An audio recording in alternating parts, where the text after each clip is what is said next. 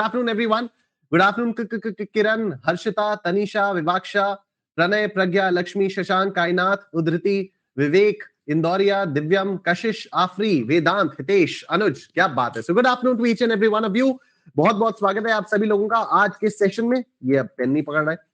कुछ ना कुछ अड़चने, विपदाएं, आपदाएं आई जा रही हैं आज. मेरा पेन नहीं पकड़ रहा है. पेन क्यों नहीं पकड़ रहा? अब पकड़ने लग गया. ऑलराइट. सो हाँ, मैं क्या कह रहा था? मैं कह रहा था good afternoon to each and everyone. ठीक है. Thank you so much Tushar भाई. आपका मैंने मैसेज देखा यहाँ पर डाउट सेक्शन में. So good afternoon to each and every one of you.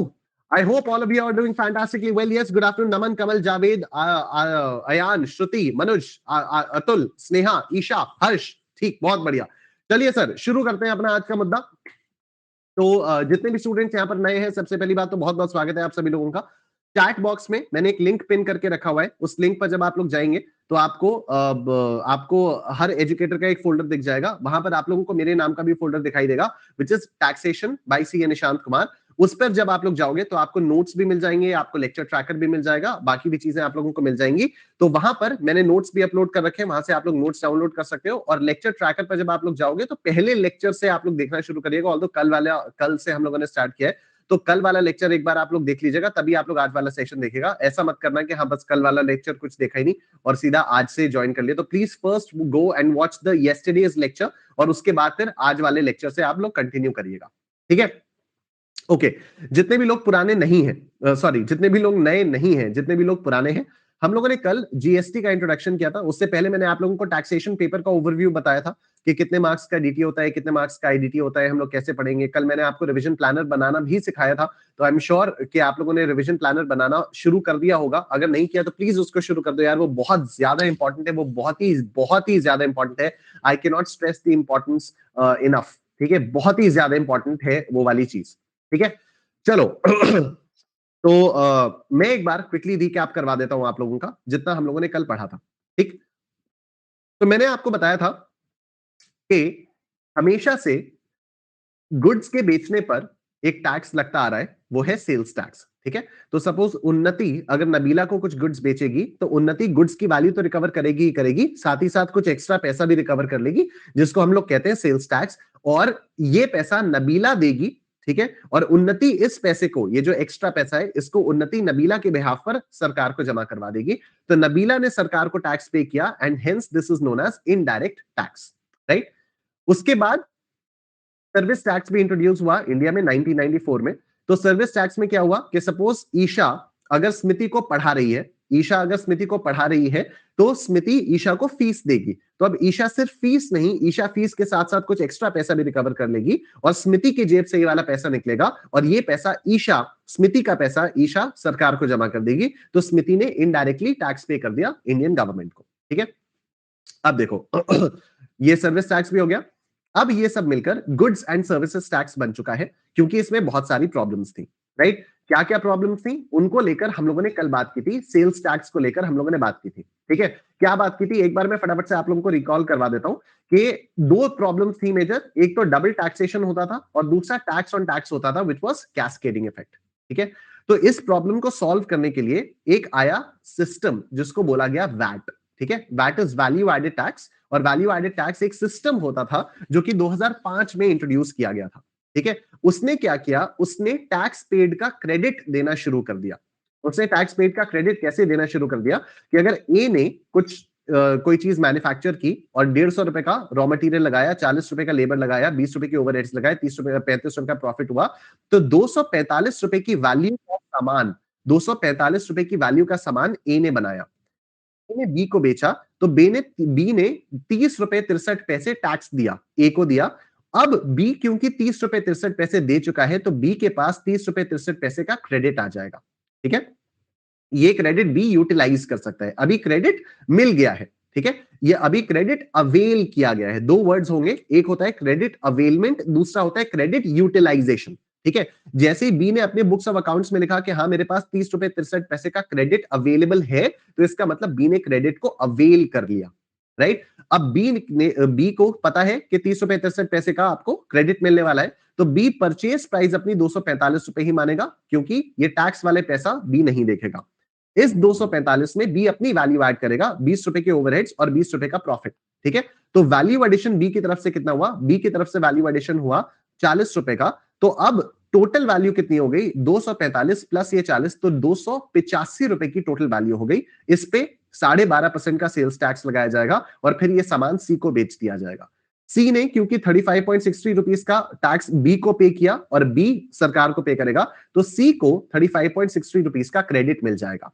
लेकिन जब बी सरकार को ये 35.63 रुपीज देने जाएगा, तो सरकार कहेगी कि सुनो बी, तुम्हारा 30 रुपए 63 पैसा ऑलरेडी हमारे पास पड़ा हुआ है, तो अब तुम सिर्फ 5 रुपए हमें पे करो। और अगर आप देखो कि 40 रुपए की वैल्यू एडिशन पर अगर आप 12.5% करोगे, तो यही 5 रुपए निकल कर आएगा। This was the whole concept behind the value added taxation system, कि जितने की वैल्यू ऐड होगी, जितने की वैल्यू ऐड होगी, उतने का ही प्रॉफिट, उतने पर ही सरकार को टैक्स लेना चाहिए। ठीक है, जो चीजें ऑलरेडी हो चुकी हैं, ये पुरानी वैल्यूज पर दोबारा से टैक्स लेने की कोई जरूरत नहीं है। मतलब 245 रुपए पर दोबारा से 30 रुपए 63 पैसा लेने की कोई जरूरत नहीं है, और इस 30 रुपए 63 पैसे पर 12.5% टैक्स लेने की कोई जरूरत नहीं है। And this is known as the value added system, right? तो क्रेडिट यूटिलाइजेशन और क्रेडिट अवेलमेंट, ठीक है, क्रेडिट अवेलमेंट से और क्रेडिट यूटिलाइजेशन से, क्रेडिट अवेलमेंट से और क्रेडिट यूटिलाइजेशन से इन दो प्रॉब्लम्स का समाधान हो गया। ना तो डबल टैक्सेशन लगता है अब, और ना ही टैक्स ऑन टैक्स होता है। पर मैंने आपको बताया कि ये प्रॉब्लम्स सिर्फ इंट्रा स्टेट लेवल तक ही सेटिस्फाई हो पाई थी। ये प्रॉब्लम्स सिर्फ इंट्रा स्टेट लेवल तक ही सेटिस्फाई हो पाई थी। मतलब उत्तर प्रदेश का माल अगर उत्तर प्रदेश में बेचा जाएगा, तभी ये वाली चीज हेल्प कर पाएगी। वाई? क्योंकि सपोज ए यूपी में है, बी भी यूपी में है, तो ए ने बी से 30 रुपए 63 पैसे का जो टैक्स लिया, वो ए ने यूपी गवर्नमेंट को पे कर दिया, राइट? अब बी ने जब 35 रुपए 63 पैसे सी से लिए, सी से 35 रुपए 63 पैसे लिए, और बी भी यूपी गवर्नमेंट के पास गया 35 रुपए 63 पैसे देने के लिए, तो यूपी गवर्नमेंट ने कहा कि बी, तुम्हारा तो 30 रुपीज 63 पैसा हमारे पास ऑलरेडी है, तो अब तुम सिर्फ 5 रुपए दो। ठीक है, लेकिन वहीं पर अगर मान लो ए यूपी का होता और बी महाराष्ट्र का होता, तो क्या पंगा होता? जब ए ने बी से 30.63 रुपीज लिए, तो ए ने तो इसको यूपी की गवर्नमेंट को जमा किया, ठीक? फिर बी महाराष्ट्र में था, राइट? बी ने जब सी से 35.63 रुपीज लिए और बी महाराष्ट्र गवर्नमेंट के पास पैसा जमा करने के लिए गया, बी महाराष्ट्र गवर्नमेंट के पास पैसा जमा करने के लिए गया, तो बी ने कहा था कि मैं आपको सिर्फ 5 रुपए दूंगा, क्योंकि आपके पास मेरा 30 रुपए 63 पैसे ऑलरेडी होगा। पर महाराष्ट्र गवर्नमेंट ने कहा कि नहीं, हमारे पास नहीं है। तुमने ए को पैसा दिया था, ए ने उत्तर प्रदेश गवर्नमेंट में पैसा जमा किया है, ठीक है? तो ये जो 30 रुपए 63 पैसा है, ये हमारे पास नहीं है, ये उत्तर प्रदेश गवर्नमेंट में है, राइट? इस वजह से बी, जो कि महाराष्ट्र में है, उसको इस 30 रुपए 63 पैसे का क्रेडिट नहीं मिल पाता था। And this was the third major reason for bringing GST into India. ठीक है, क्योंकि इंट्रा स्टेट लेवल पर तो बात वैट से सॉल्व हो गई थी, ठीक है? और इसके बाद ये जो इंटर स्टेट वाला सेट ऑफ नहीं हो पाता था, इंटर स्टेट वाला सेट ऑफ क्योंकि नहीं हो पाता था, इस वजह से फिर जीएसटी की एक नीड अराइज हुई। जीएसटी की नीड अराइज होने के और भी बहुत सारे कारण है, सिर्फ ये 3 नहीं है, और भी बहुत सारे कारण है। मैंने आपको कल बताया था कि वैट का जो सेल्स टैक्स का क्रेडिट वैट के अगेंस्ट नहीं मिलता था, वैट का सेल्स टैक्स के अगेंस्ट नहीं मिलता था, सर्विस टैक्स का गुड्स के अगेंस्ट नहीं मिलता था, वगैरह वगैरह वगैरह। बहुत सारे टैक्स ऑन टैक्स, बहुत सारी कैस्केडिंग इफेक्ट के तो कोई लिमिट ही नहीं थी, इतना सारा कैस्केडिंग इफेक्ट होता था, ठीक है? तो ये सारी की सारी चीजों को जीएसटी ने सॉर्ट आउट किया, और करीब 17 टैक्सेस, इतने सारे सेंट्रल टैक्सेस और इतने सारे स्टेट टैक्सेस जीएसटी में अब मर्ज हो गए हैं, राइट? अभी भी हम लोगों को यह समझना है कि जीएसटी ने इस वाली प्रॉब्लम को इंटर स्टेट लेवल पर किस तरह से सॉल्व किया। अभी भी हम लोगों को ये वाली चीज समझनी है। तो पिछली मतलब कल वाली क्लास में हम लोगों ने जितना कुछ भी इंट्रोडक्शन टू जीएसटी पढ़ा था, वो मैंने आपको पिछले 7-8 मिनट में समराइज कर दिया। I hope this was helpful. Yes, समझ में आई चीजें आपको? रिकॉल हुई? स्मृति, दिया, प्रणय, कोमल, शुभम, स्वयं, अंश, नीरज, श्रेयांश, गार्गी, प्रियल, वेरी नाइस। ठीक है, तो अभी आप लोगों को रिकॉल हो चुकी हैं सारी चीजें। अब आ जाओ, हम लोग आगे बात करते हैं। ठीक है, तो देखो, मैंने कल आपको एक चीज और बताई थी कि इंडिया में डुअल जीएसटी मॉडल है। इंडिया में डुअल जीएसटी मॉडल है, ठीक है? उससे पहले मैंने आपको एक चीज बताई थी, इंडिया का फेडरल स्ट्रक्चर है। और उससे पहले मैंने आपको एक चीज बताई थी कि जीएसटी जो है वो डेस्टिनेशन बेस्ड कंजम्पशन टैक्स है, ठीक, तो ये वाली चीजें मैं एक बार फिर से रिपीट कर रहा हूं जिससे एक फ्लो बन जाए, और उसके बाद हम लोग देखेंगे कि जीएसटी ने इस प्रॉब्लम को इंटर स्टेट लेवल पर कैसे सॉल्व किया। बड़ा मजा आएगा, टाइम लगेगा, वही जैसे कल आप लोगों को समझने में कि क्या प्रॉब्लम्स थी और क्या क्या हो रहा है, ये इनडायरेक्ट टैक्सेशन का पूरा कॉन्सेप्ट समझने में कल जितना टाइम लगा था, वैसे ही आज भी हम लोगों को टाइम लगेगा, but you will appreciate and you will understand that how GST is able to solve this problem at inter state level. It's amazing. ठीक है, तो बड़ा मजा आएगा, सुनना मेरी बात बहुत ध्यान से। पहली बात तो, इंडिया में स्टेट गवर्नमेंट्स भी हैं और इंडिया में सेंट्रल गवर्नमेंट भी है। ठीक है, इंडिया में स्टेट गवर्नमेंट भी है, इंडिया में सेंट्रल गवर्नमेंट भी है। तो सेंट्रल गवर्नमेंट अपने लॉज बनाती है, स्टेट गवर्नमेंट अपने लॉज बनाती है। ठीक है, सेंट्रल गवर्नमेंट अपने लॉज बनाती है, स्टेट गवर्नमेंट अपने लॉज बनाती है। जो आपका डायरेक्ट टैक्स होता है ना, इनकम टैक्स, इनकम टैक्स आपसे कलेक्ट करने की जो अथॉरिटी है, जो पावर है, वो सिर्फ सेंट्रल गवर्नमेंट के पास है, वो स्टेट गवर्नमेंट्स के पास है ही नहीं। ठीक है, बहुत ध्यान से मेरी बात सुनना। जो भी आप पर इनकम टैक्स लगता है, इनकम टैक्स कलेक्ट करने की, आप पर इनकम टैक्स चार्ज करने की जो पावर है, वो सिर्फ सेंट्रल गवर्नमेंट के पास है, मोदी जी के पास है, और किसी स्टेट के पास वो पावर नहीं है। ठीक है, अब कैसे पता चलता है कि सेंट्रल गवर्नमेंट के पास कितनी पावर्स है, किस किस एरिया में पावर्स है, और स्टेट गवर्नमेंट के पास कितनी पावर्स है, किस किस एरिया में पावर्स है? ये कैसे पता चलता है? ये कॉन्स्टिट्यूशन ऑफ इंडिया से पता चलता है। ये इंडिया का जो कॉन्स्टिट्यूशन है, ये वहां से पता चलता है। ठीक, तो कॉन्स्टिट्यूशन में हम लोग इसको, जब डायरेक्ट टैक्स हम लोग पढ़ेंगे ना, जब फरवरी में एकाग्रता बैच स्टार्ट होगा, तो डायरेक्ट टैक्स की स्टार्टिंग में मैं आपको पूरा ये कॉन्स्टिट्यूशनल स्ट्रक्चर बताऊंगा। अभी उतनी कोई जरूरत नहीं है, तब मैं आपको बताऊंगा कि कॉन्स्टिट्यूशन में अलग अलग जगहों पर कुछ कुछ चीजें मेंशन है कि इन इन इश्यूज पर सिर्फ सेंट्रल गवर्नमेंट लॉ बना सकती है, इन इन इश्यूज पर सिर्फ स्टेट गवर्नमेंट लॉज बना सकती है। ठीक है, इन इन इश्यूज पर सेंट्रल गवर्नमेंट, इन इन इश्यूज पर स्टेट गवर्नमेंट, और फिर कोई एक तीसरी भी लिस्ट है जहां पर ये दोनों मिलकर भी लॉज बना सकते हैं। ठीक, अब सुनना मेरी बात। तो इंडिया में दो टाइप की गवर्नमेंट्स होती हैं, सेंट्रल गवर्नमेंट और स्टेट गवर्नमेंट। Right, okay. फिर मैंने आपको एक बताया, दो टाइप के टैक्सेशन प्रिंसिपल्स होते हैं। एक होता है ओरिजिन बेस्ड, एक होता है ओरिजिन बेस्ड, और एक होता है डेस्टिनेशन बेस्ड। ठीक है, ओरिजिन बेस्ड का मतलब मैंने आपको कल क्या बताया था कि जहां से गुड्स प्रोड्यूस हो रहे हैं, जहां से सर्विस ओरिजिनेट हो रही है, जहां से गुड्स ओरिजिनेट हो रहे हैं, उस स्टेट को टैक्स मिले। ठीक है, उस जगह को टैक्स मिले। तो सपोज अगर मैं उत्तर प्रदेश में बैठ के महाराष्ट्र में कुछ बेच रहा हूं, तो उत्तर प्रदेश की गवर्नमेंट को टैक्स मिलना चाहिए। This is as per the origin based taxation system. ठीक है, डेस्टिनेशन बेस में क्या होता है कि अगर मैं उत्तर प्रदेश से कुछ सामान महाराष्ट्र में बेच रहा हूं, तो महाराष्ट्र की सरकार को टैक्स मिलना चाहिए। That is destination based. Right, मैंने आपको यह भी बताया था कि पूरी दुनिया में मेजॉरिटी ऑफ द कंट्रीज में destination based taxation system use किया जाता है। ठीक है, majority destination based tax use किया जाता है। फिर कल मैंने आपको कस्टमर और कंज्यूमर का भी डिफरेंस बताया था। ठीक है, कस्टमर का मतलब क्या हो गया कि अगर आयुष ने नौशीन को कुछ सामान बेचा, तो नौशीन इज द कस्टमर। ठीक है, फिर नौशीन ने आकाश को वो सामान बेचा, आकाश इज द कस्टमर। आकाश ने सिमरन को वो सामान बेचा, सिमरन इज द कस्टमर, और सिमरन ने उसको यूज भी कर लिया, तो सिमरन इज द कंज्यूमर। ठीक है, तो पूरी चेन में नौशीन भी कस्टमर थी, आकाश भी कस्टमर था, भी कस्टमर थी, लेकिन सिमरन साथ साथ कंज्यूमर भी थी। ठीक है, इसका एग्जांपल जो मैंने कल आप लोगों को दिया था वो ये था कि मैं अपनी सर्विसेज अनअकैडमी को प्रोवाइड कर रहा हूं।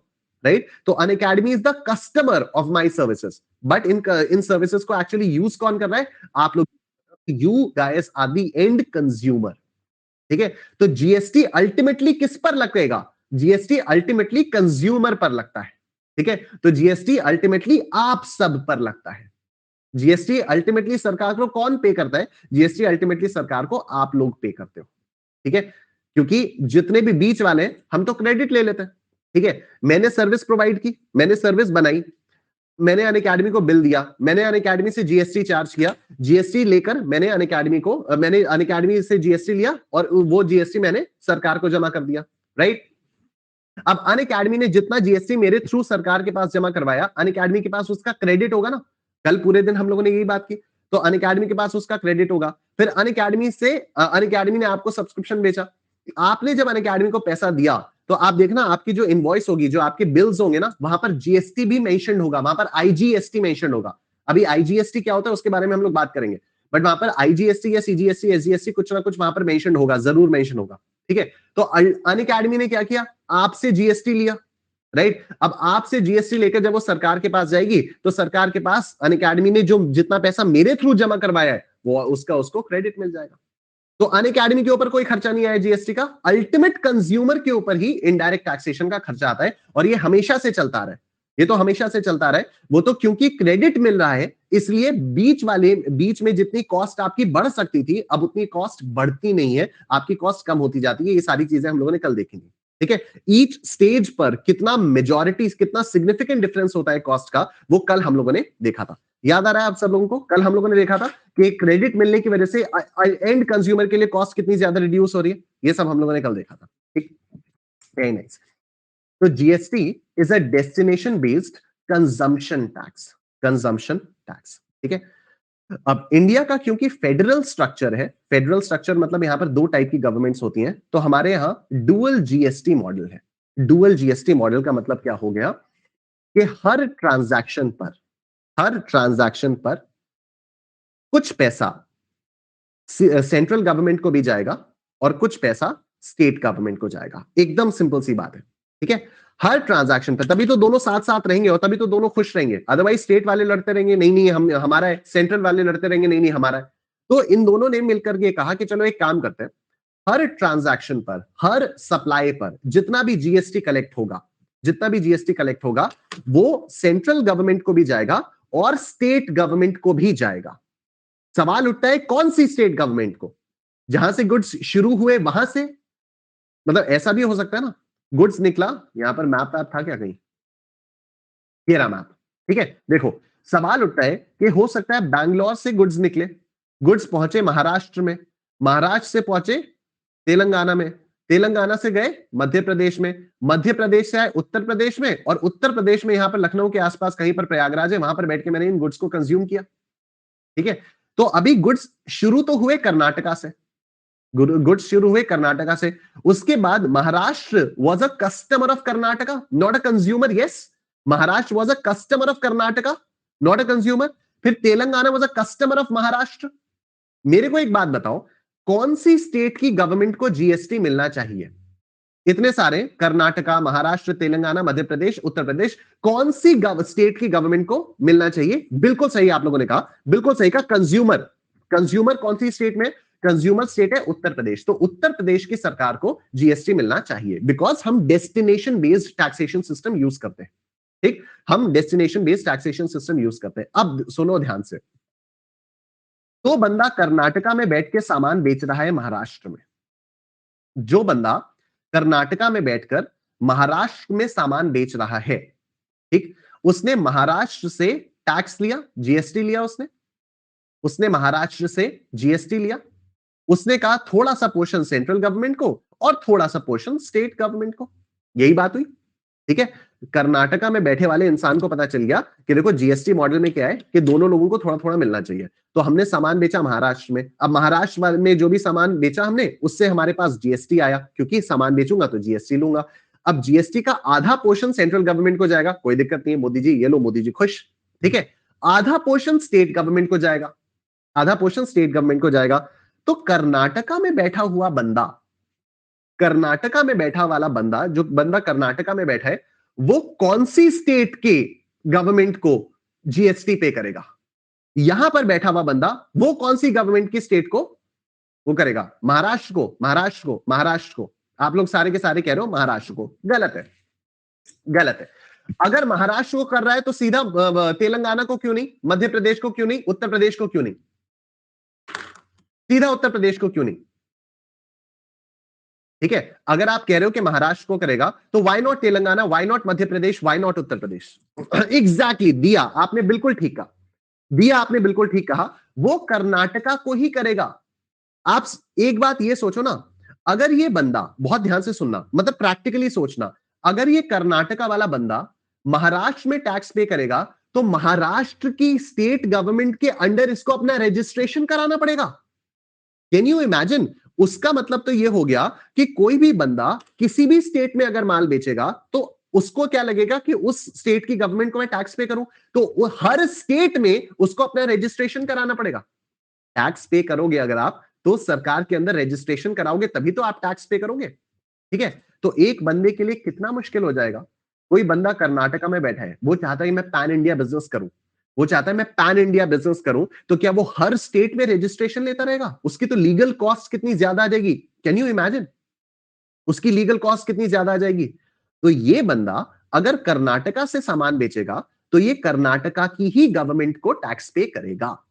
ठीक है, ये कर्नाटका की ही गवर्नमेंट को टैक्स पे करेगा। अभी सुनो आगे की कहानी, बड़ा मजा आता है, बड़ा मजा आएगा। देखो क्या हुआ, कर्नाटका की गवर्नमेंट को इसने टैक्स पे किया, तो इसने क्या किया, महाराष्ट्र में गुड्स बेचे, महाराष्ट्र से इसने जीएसटी कलेक्ट किया। सपोज 100 रुपए का जीएसटी आया, 50 रुपए इसने कहा मोदी जी आप लीजिए, मोदी जी खुश, और 50 रुपए इसने कर्नाटका की गवर्नमेंट को पे कर दिया। 50 रुपए इसने कर्नाटका की गवर्नमेंट को पे कर दिया। ठीक है, अब महाराष्ट्र से ये गुड्स निकले तेलंगाना में। सिमिलरली तेलंगाना से जो जीएसटी आया, वो महाराष्ट्र वाले ने थोड़ा सा तो मोदी जी को पे किया और थोड़ा सा अपनी महाराष्ट्र वाली गवर्नमेंट को पे कर दिया। ठीक है, अब तेलंगाना से गुड्स गए मध्य प्रदेश, मध्य प्रदेश से गए उत्तर प्रदेश। अल्टीमेटली जो जीएसटी है वो उत्तर प्रदेश में जाना चाहिए था, लेकिन आप देख रहे हो हर स्टेज पर थोड़ा सा कर्नाटका को मिल रहा है, थोड़ा सा मध्य प्रदेश को, थोड़ा सा तेलंगाना को, थोड़ा सा महाराष्ट्र को, थोड़ा सा तेलंगाना को, मध्य प्रदेश को, फिर जाकर थोड़ा सा उत्तर प्रदेश को। ठीक है, और किसी भी स्टेज पर अगर क्रेडिट नहीं मिलेगा तो कॉस्ट बढ़ती रहेगी। ये चीज हो सकता है अभी थोड़ी सी कम समझ में आए, लेकिन कोई बात नहीं। ये समझ में आ रहा है ना कि हर स्टेज पर जीएसटी, क्या महाराष्ट्र गवर्नमेंट का कोई हक है जीएसटी पर? इतना बता दो, बस सिर्फ इतना बता दो, क्या महाराष्ट्र गवर्नमेंट का कोई हक है जीएसटी पर? कोई हक नहीं है। क्यों? क्योंकि GST is a destination based consumption tax, जहां पर कंज्यूम होगा उसकी सरकार को चाहिए। क्या तेलंगाना का कोई हक है जीएसटी पर? नहीं। क्या मध्य प्रदेश का कोई है? नहीं। क्या उत्तर प्रदेश का है? हां। तो जितना जीएसटी सेंट्रल गवर्नमेंट को मिल रहा है, उतना जीएसटी यूपी गवर्नमेंट को भी मिलना चाहिए। इतनी सी सिंपल सी बात है। ठीक है, कि जितना जीएसटी सेंट्रल गवर्नमेंट को मिल रहा है, उतना जीएसटी यूपी गवर्नमेंट को मिलना चाहिए। इतनी सी बात है सर। ठीक है, अब आओ देखो कैसे होता है ये। ठीक, अब सुनना मेरी बात ध्यान से। तब आप एक स्टेट के अंदर ही अंदर सामान बेचते हो, जब आप एक स्टेट के अंदर ही अंदर सामान बेचते हो, मतलब समझ लो कि मैंने प्रयागराज से कानपुर में सामान बेचा। ठीक है, तो अगर 100 रुपए का सामान मैं बेचूंगा ना, 100 रुपए का सामान बेचूंगा, तो मैं इस पर सीजीएसटी लगाऊंगा और मैं इस पर एसजीएसटी लगाऊंगा। CGST at the rate of 9%, SGST at the rate of 9%। तो 9 रुपए का सीजीएसटी, 9 रुपए का एसजीएसटी, टोटल 18 रुपए का जीएसटी लगा और 118 का माल मैंने कानपुर में बेचा। एक स्टेट का, एक ही स्टेट में 9 रुपए वाला जो सीजीएसटी है, इसका मतलब हो गया सेंट्रल, सी का मतलब सेंट्रल, सेंट्रल जीएसटी, ये 9 रुपए मोदी जी, और एसजीएसटी मतलब state GST, state goods and services tax. ठीक है, और ये एसजीएसटी 9 रुपए चला जाएगा उत्तर प्रदेश की सरकार को। यहां तो कोई पंगा है ही नहीं, क्योंकि प्रयागराज से कानपुर सेम स्टेट के अंदर अंदर काम हो गया। ठीक है, तो सीजीएसटी और एसजीएसटी इस तरह से कैलकुलेशन होता है, इस तरह से कैलकुलेशन होता है। ठीक है, कि 9% लगा सीजीएसटी और 9% लगा एसजीएसटी। ठीक है, सेम स्टेट के अंदर सीजीएसटी और एसजीएसटी लगेगा। बहुत ध्यान से सुनना, अगर मैंने सेम स्टेट के अंदर सेलिंग किया ना, मैं प्रयागराज में बैठ के कानपुर में माल बेच रहा हूं, तो कानपुर वाले को जो मैं बिल रेज करूंगा, तो उस बिल पर मैं सीजीएसटी प्लस एसजीएसटी चार्ज करूंगा। 9% सीजीएसटी, 9% एसजीएसटी। ठीक, लेकिन अगर मैं प्रयागराज में बैठकर अगर मैं प्रयागराज में बैठकर बैंगलोर में सर्विसेज प्रोवाइड कर रहा हूं, तो अगर 100 रुपए की सर्विसेज है, तो मैं अपने बिल में सीजीएसटी और एसजीएसटी चार्ज नहीं करूंगा। मैं अपने बिल में आईजीएसटी चार्ज करूंगा एट द रेट ऑफ 18%। देख लो, 9% प्लस 9%, 18%। तो ये 18 रुपए आ गया, और वैल्यू अभी भी 18 रुपए की ही होगी, वैल्यू अभी भी 118 रुपए की होगी। ठीक है, मैं इस चीज को रिपीट कर रहा हूं, अगर मैं एक स्टेट के अंदर ही अंदर सामान बेच रहा हूं, तो मैं अपनी वैल्यू के ऊपर सीजीएसटी और एसजीएसटी लगाऊंगा। ठीक है, लेकिन अगर मैं एक स्टेट से दूसरी स्टेट में सामान बेच रहा हूं, तो मैं अपने वैल्यू के ऊपर आईजीएसटी लगाऊंगा। ठीक, आईजीएसटी यूजुअली सीजीएसटी और एसजीएसटी का टोटल होता है, या इसको ऐसे भी बोल सकते हो कि सीजीएसटी और एसजीएसटी जो है वो आईजीएसटी का आधा आधा पोर्शन होता है। ठीक है, अभी फिलहाल सीए इंटरमीडिएट के लिए इतना बहुत है। सीए फाइनल में जाकर आप वो केसेस भी देखोगे जहां पर सीजीएसटी और एसजीएसटी आईजीएसटी से थोड़े से डिफरेंट हो सकते हैं, वो आप सीए फाइनल में देखोगे। सीए इंटरमीडिएट में उतना ज्यादा जाने की जरूरत नहीं है। ठीक है, वंस अगेन, अगर आप एक स्टेट के अंदर अंदर माल बेचते हो तो आप सीजीएसटी और एसजीएसटी चार्ज करते हो। अगर आप दूसरी स्टेट में माल बेचते हो तो आप आईजीएसटी चार्ज करते हो। आई का मतलब इंटीग्रेटेड। ठीक है, इसका मतलब सेंट्रल, एस का मतलब स्टेट, और यहां पर मतलब इंटीग्रेटेड। ठीक, आ जाओ एक एक करके चीज करते हैं। Under GST, whenever there is an interstate supply of goods or services, the supplier charges IGST, that is Integrated Goods and Services Tax. On the other hand, whenever there is an intrastate supply of goods or services, the supplier charges CGST as well as SGST, that is Central Goods and Services Tax, as well as States Goods and Services Tax. ठीक है, तो आपको ये समझ में आ रहा है कि चाहे आप एक स्टेट के अंदर बेचो, चाहे आप किसी भी और स्टेट के अंदर बेचो, final price is going to be the same. अगर आप सेम स्टेट के अंदर बेचो तब भी 118 रुपए, अगर आप दूसरी स्टेट के अंदर बेचो तब भी 118 रुपए, बस टैक्स का बाइफर्केशन अलग है। Final price is going to be the same. ठीक, very nice. The sum of CGST and SGST is approximately always equal to IGST. तो वो ये वाली लाइन बस मैंने इसलिए लिखी है कि अगर मैं सिर्फ ऑलवेज लिख देता तो वो गलत हो जाता है टेक्निकली, तो मैं कुछ गलत नहीं बताना चाहता हूं। लेकिन ये अप्रोक्सीमेटली क्यों लिखा है इसका आप लोग सीए फाइनल में पढ़ोगे, सीए इंटरमीडिएट में कोई रोल नहीं है इसका। ठीक है, the idea is that for every transaction, tax should go to the central government as well as to the government of the consuming state. Government of the consuming state. ठीक है, ये चीज हो चुकी है। अब जरा आप यहां पर देखो। ठीक है, अभी आपको ये समझ में आएगा कि कैसे जीएसटी के थ्रू इंटर स्टेट में प्रॉब्लम सॉल्व हुई, लेकिन अभी भी थोड़ा सा टाइम लगेगा। मैं बस एक बार, only one, and I promise you, इसके बाद मैं वाकई आपको बताऊंगा इंटर स्टेट में कैसे सॉल्व हुई। बस पहले एक बार, जैसे अभी वैट वाला मैंने आपको दिखाया ना कि वैट में किस तरह से होता है, किस तरह से क्रेडिट वगैरह मिल जाता है, एग्जैक्टली उसी तरह से मैं एक बार आपको जीएसटी में दिखाना चाहता हूं, जिससे आपको जीएसटी जो अभी प्रैक्टिकली चल रहा है वो आपको समझ में आए कि अगर एक स्टेट के अंदर ही अंदर आप सामान बेचते हो तो जीएसटी में किस तरह से क्रेडिट मिलता है, किस तरह से क्या क्या चीजें होती हैं, किस तरह से इक्वल अमाउंट सेंट्रल गवर्नमेंट को जाता है, किस तरह से इक्वल अमाउंट स्टेट गवर्नमेंट को जाता है।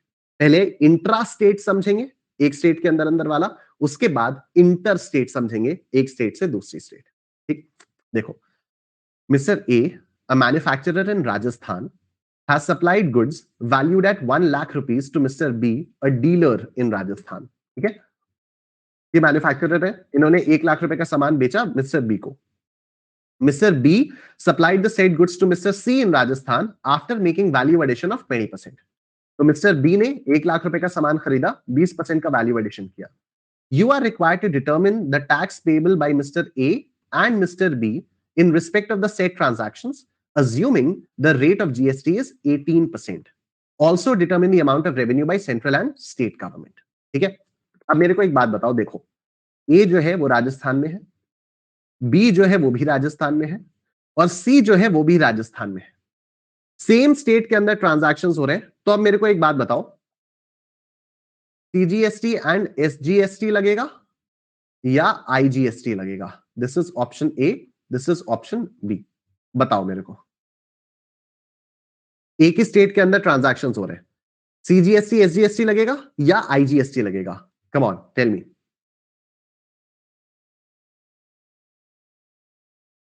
ओके, राज, यश, मार्गी, भारती, अभय, रिया, सृष्टि, कार्तिक, शालू, सुमन, आनम, नील, लक्ष्मीकांत, सिद्धार्थ, सिद्धि, सिद्धि, मुस्कान, साक्षी, शैलजा, सुजाता।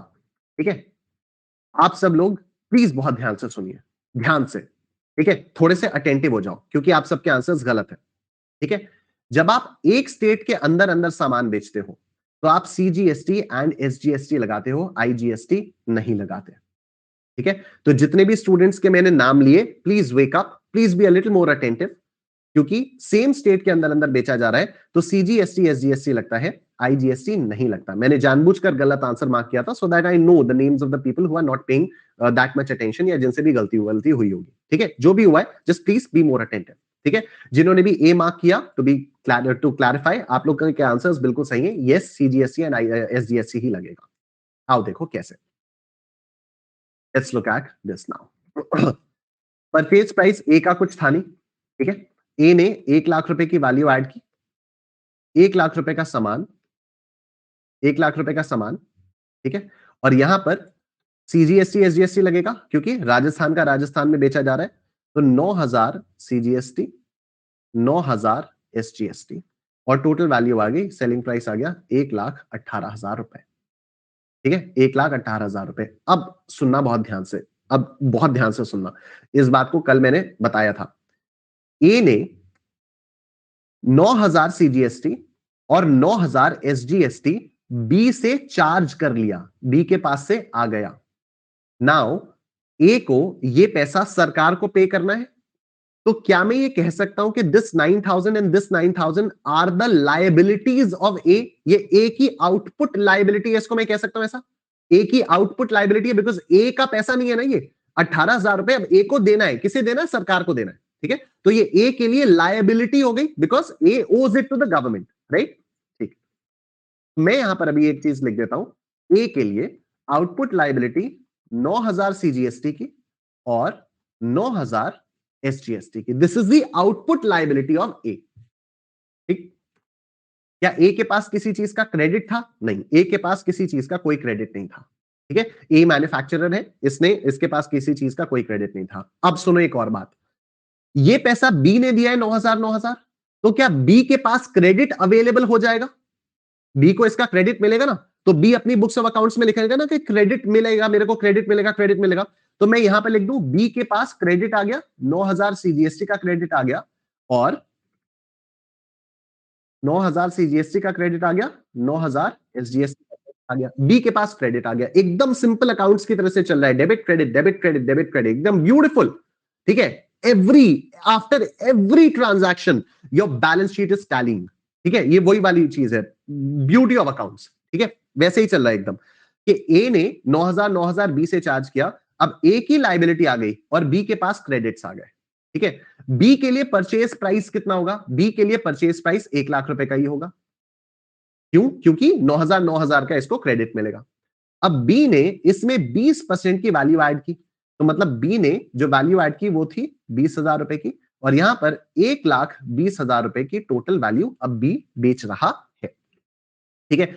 अब इस 1,20,000 पर 9% लगाओ आप लोग, तो 1,20,000 पर 9% कितना आता है? ये आता है 10,800, तो 10,800 और ये 10,800, ठीक है, तो कितना हुआ? 10,800 इंटू 2 प्लस 1,20,000, तो दिस इज 141,600, 146,600, ठीक है, इतने में बी ने सामान बेचा। अब सुनो, बी ने सी से चार्ज किया है 10,800 10,800, क्या मैं कह सकता हूं कि बी की आउटपुट लाइबिलिटी है 10,800 10,800? ये बी के लिए लाइबिलिटी हो गई because B has to pay this amount to the government, B has to pay this amount to the government ना, तो बी के लिए लाइबिलिटी हो गई, तो 10,800 to the central government, 10,800 to the state government, ये बी के लिए लाइबिलिटी हो गई, तो यहां पर मैं लिख देता हूं 10,800 और ये 10,800, ठीक है। अब देखो, ए की आउटपुट लाइबिलिटी 9,000 9,000 थी, ए के पास कोई क्रेडिट्स नहीं थे, तो A paid 9,000 to the central government, A paid 9,000 to the state government, ठीक। बी की आउटपुट लाइबिलिटी 10,800 10,800, बट बी का 9,000 ऑलरेडी सेंट्रल गवर्नमेंट के पास था, बी का 9,000 ऑलरेडी सेंट्रल गवर्नमेंट के पास था, जो ए ने बी के बिहाफ पर पे किया, तो अब ए को कितना और देना होगा? सिर्फ 1,800, सिर्फ 1,800 सेंट्रल गवर्नमेंट को, और बी का 9,000 ऑलरेडी स्टेट गवर्नमेंट के पास था, राजस्थान गवर्नमेंट के पास था, तो अभी बी को स्टेट गवर्नमेंट को भी कितना देना होगा? सिर्फ 1,800। क्या ये बात समझ में आ रही है? बी की output liability towards the central government was 10,800, 9,000 का क्रेडिट माइनस करके B is suppose to give only 1,800 to the central government, ठीक है। बी की output liability to the state government is 10,800, but B का 9,000 ऑलरेडी पड़ा हुआ है वहां पर, तो B suppose to pay only 1,800 to the state government. अब देखो आप कमाल की बात, ठीक है, अब देखो कमाल की बात, सेंट्रल गवर्नमेंट के पास टोटल कितना पैसा गया? 9,000 प्लस 1,800, 10,800 रुपए सेंट्रल गवर्नमेंट के पास चला गया, ठीक है, सीजीएसटी वाला पैसा सेंट्रल गवर्नमेंट, सीजीएसटी वाला पैसा सेंट्रल गवर्नमेंट। स्टेट गवर्नमेंट के पास टोटल कितना पैसा गया? 9,000 प्लस 1,800, 10,800 स्टेट गवर्नमेंट के पास चला गया, कहानी खत्म। कहानी खत्म। दोनों गवर्नमेंट्स को बराबर बराबर मिल गया, दोनों गवर्नमेंट्स को बराबर बराबर मिल गया, ये बात समझ में आ रही है कि जीएसटी के सिस्टम में इंट्रा स्टेट किस तरह से काम कर रहा है, जीएसटी के सिस्टम में इंट्रा स्टेट किस तरह से काम कर रहा है, समझ में आ रहा है? Very nice. अगर ये समझ में आ गया, अब देखो, अब आ जाओ, दोनों गवर्नमेंट खुश। यस अतुल, बिल्कुल ठीक है आपने। अब मैं थोड़ा सा पानी पीऊंगा और मैं इंटर स्टेट बताऊंगा। I am very excited now. अब आप लोग भी एक्साइटेड हो जाओ। ये देखो कि इंटर स्टेट लेवल पर ये प्रॉब्लम कैसे सॉल्व हुई। आओ देखो,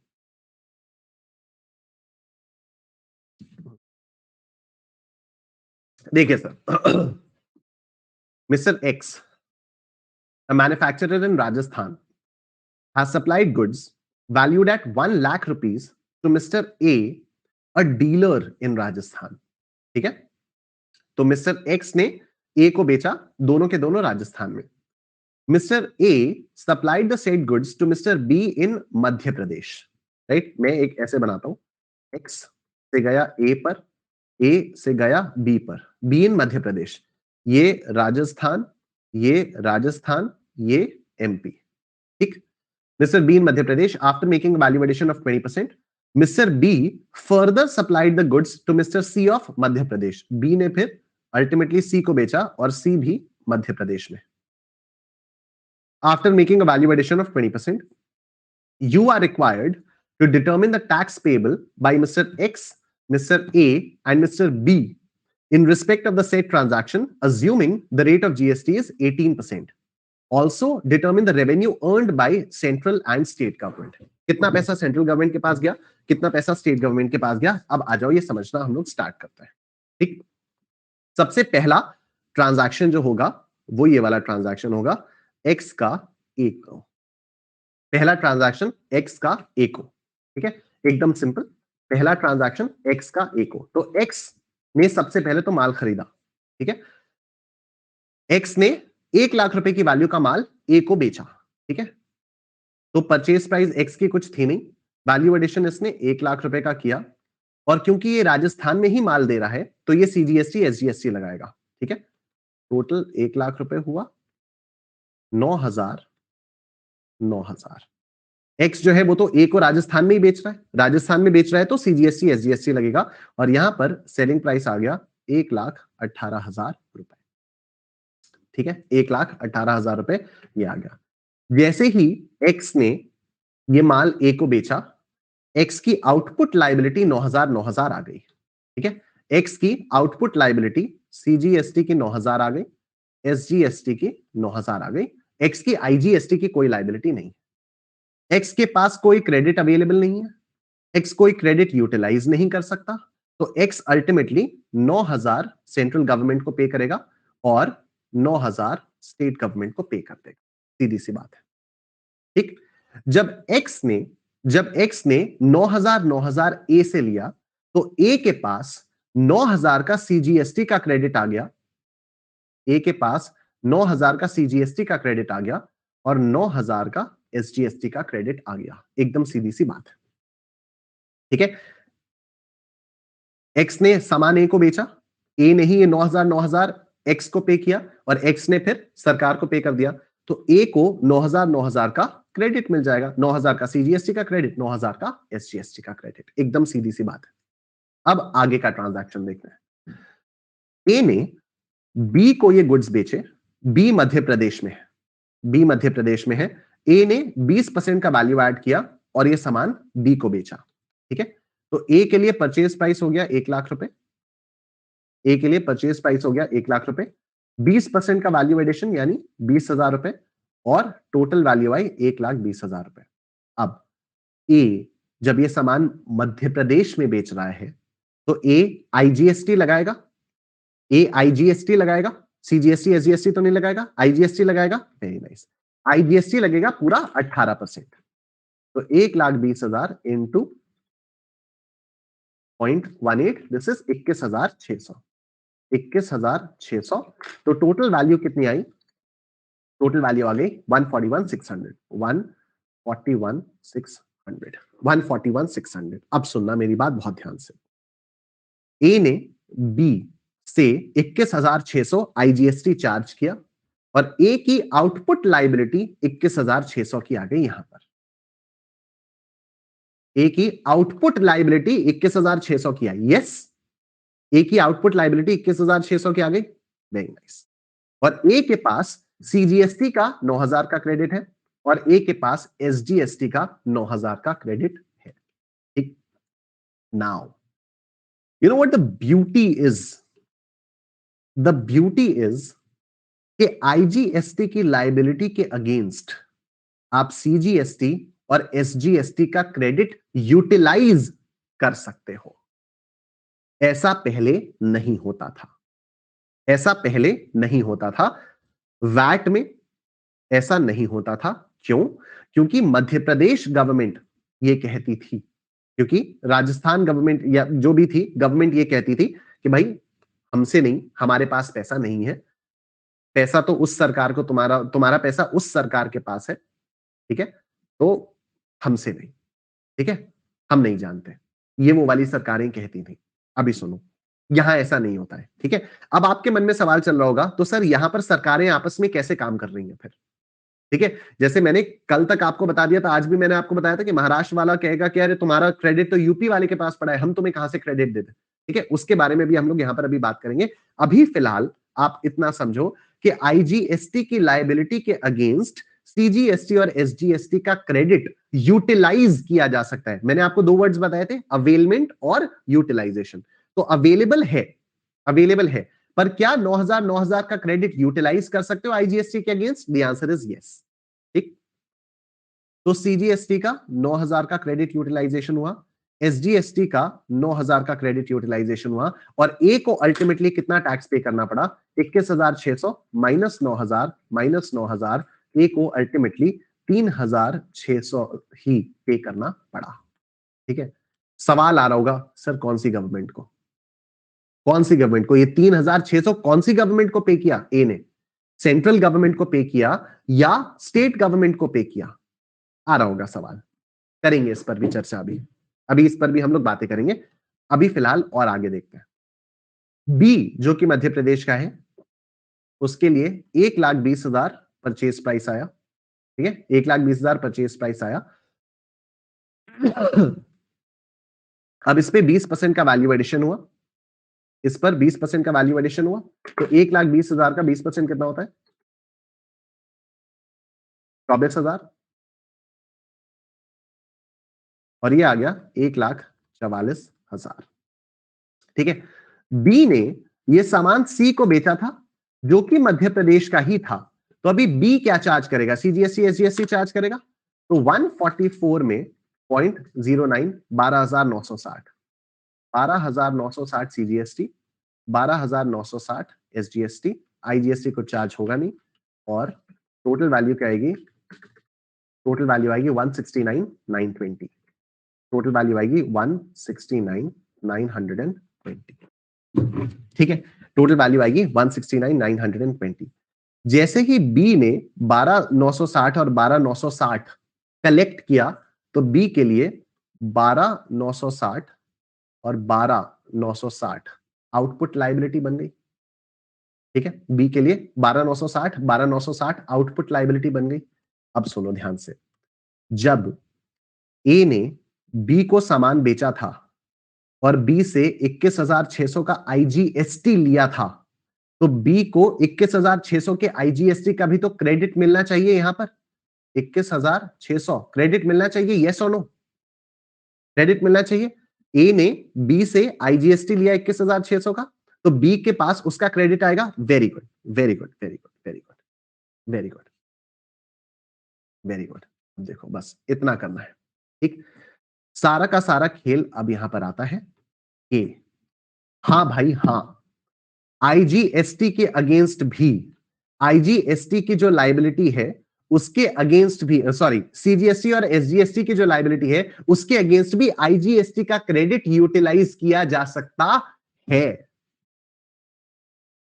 पंगा हमारा यही था कि ए ने टैक्स दिया राजस्थान गवर्नमेंट को, बी टैक्स दे रहा है मध्य प्रदेश गवर्नमेंट को 21,600, इसने बी ने 12,960 और 12,960 ये कलेक्ट किया, तो क्या वो 21,600 का क्रेडिट ले सकता है? यही पंगा तो आ रहा था वैट में, यहां ले सकता है। कैसे ले सकता है सर? नहीं आ रहा समझ में कि ये क्रेडिट कैसे ले सकता है, क्या हो क्या रहा है, क्यों क्रेडिट ले सकता है। यहां पर मध्य प्रदेश वाले भी तो कहेंगे कि भैया 21,600 तो राजस्थान गवर्नमेंट के पास गया हुआ है। यहां पर मध्य सॉरी 21,600 नहीं, ये 12,960, ये 12,960 मध्य प्रदेश वाली गवर्नमेंट भी तो कहेगी कि भैया ये तो राजस्थान के पास है, हम कहां से क्रेडिट दे दे इसका। आऊंगा मैं उस पर, अभी मैं भी उस पर आऊंगा। अभी मैं बस आपको ये बता रहा हूं कि भाई क्रेडिट यूटिलाइजेशन और अवेलमेंट की साइकिल कहां तक जा रही है। बस अभी मैं आपको इतना समझा रहा हूं, इंटरनली क्या चल रहा है सरकारों में, उसके बारे में मैं अभी बात करूंगा 5 मिनट के अंदर अंदर। अभी बस आप इतना समझो कि आईजीएसटी का ये जो क्रेडिट है, ये सीजीएसटी और एसजीएसटी की लायबिलिटी के अगेंस्ट भी यूटिलाइज किया जा सकता है। ठीक है, बी को 12,960 किसे देना है, सेंट्रल गवर्नमेंट को देना है। बी के पास 21,600 का क्रेडिट पड़ा हुआ है, तो बी कितने का क्रेडिट लेगा मेरे को बताओ। सीजीएसटी के अगेंस्ट बी कितने का क्रेडिट लेगा, कॉमन सेंस लगाकर बताओ एकदम। 12,960, वेरी नाइस भुवन, भुवन आपने बिल्कुल सही कहा। ठीक है, देखो प्रॉब्लम पता है क्या आ रही है, मैं जो पूछ रहा हूं आप उसका जवाब नहीं दे रहे हो, ये सबसे बड़ी प्रॉब्लम है विवेक। ठीक है, दिया, मैं जो पूछ रहा हूं आप उसका जवाब नहीं दे रहे हो, आप इधर उधर की कोई भी बातें दे रहे हो, राइट। स्पेशली ये विवेक, आपने 4320 बताया, फाइनल आंसर के हिसाब से एकदम सही है, लेकिन आपने मेरा सवाल नहीं सुना, या तो आपने सवाल सुन के आपने पता नहीं क्या सोचा कि मैं एक्स्ट्रा बता दूंगा तो फिर पता नहीं क्या ही हो जाएगा।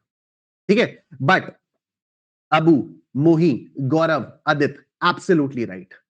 मेरा सवाल एकदम क्लियर था। मेरा सवाल था कि सीजीएसटी की लायबिलिटी के अगेंस्ट, सीजीएसटी की लायबिलिटी के अगेंस्ट आईजीएसटी का कितना क्रेडिट बी लेना चाहेगा। तो बी 12,960 का ही तो क्रेडिट लेना चाहेगा, जिससे सीजीएसटी अब और ना पे करना पड़े। ठीक है, हाफ हाफ वाली बात मैं आपकी सारी मानूंगा, अभी अभी करेंगे उसको। मेरा सवाल एकदम सिंपल है और एकदम कॉमन सेंस लगाकर मैं कह रहा हूं, एकदम कॉमन सेंस लगाओ। जहां कॉमन सेंस हटी वहां पर जीएसटी की में प्रॉब्लम आनी शुरू हुई, एकदम कॉमन सेंस लगानी है। बी को फिर से समझ लो, कोई दिक्कत वाली बात नहीं है, फिर से समझो, आराम से समझो। B is suppose to pay 12,960 to the central government, B is suppose to pay 12,960 to the state government. अभी स्टेट गवर्नमेंट को हम इग्नोर करते हैं। B is having a credit of 21,600 rupees. मैं कह रहा हूं कि क्रेडिट यूटिलाइजेशन में कोई पंगा नहीं है, आईजीएसटी का क्रेडिट ले लो सीजीएसटी एसजीएसटी के अगेंस्ट, सीजीएसटी एसजीएसटी का क्रेडिट ले लो आईजीएसटी के अगेंस्ट। मैं कह रहा हूं क्रेडिट यूटिलाइजेशन में कोई पंगा ही नहीं है, कोई पंगा नहीं है। ठीक है, तो अब सीजीएसटी की लाइबिलिटी कितनी है, 12,960। ठीक है,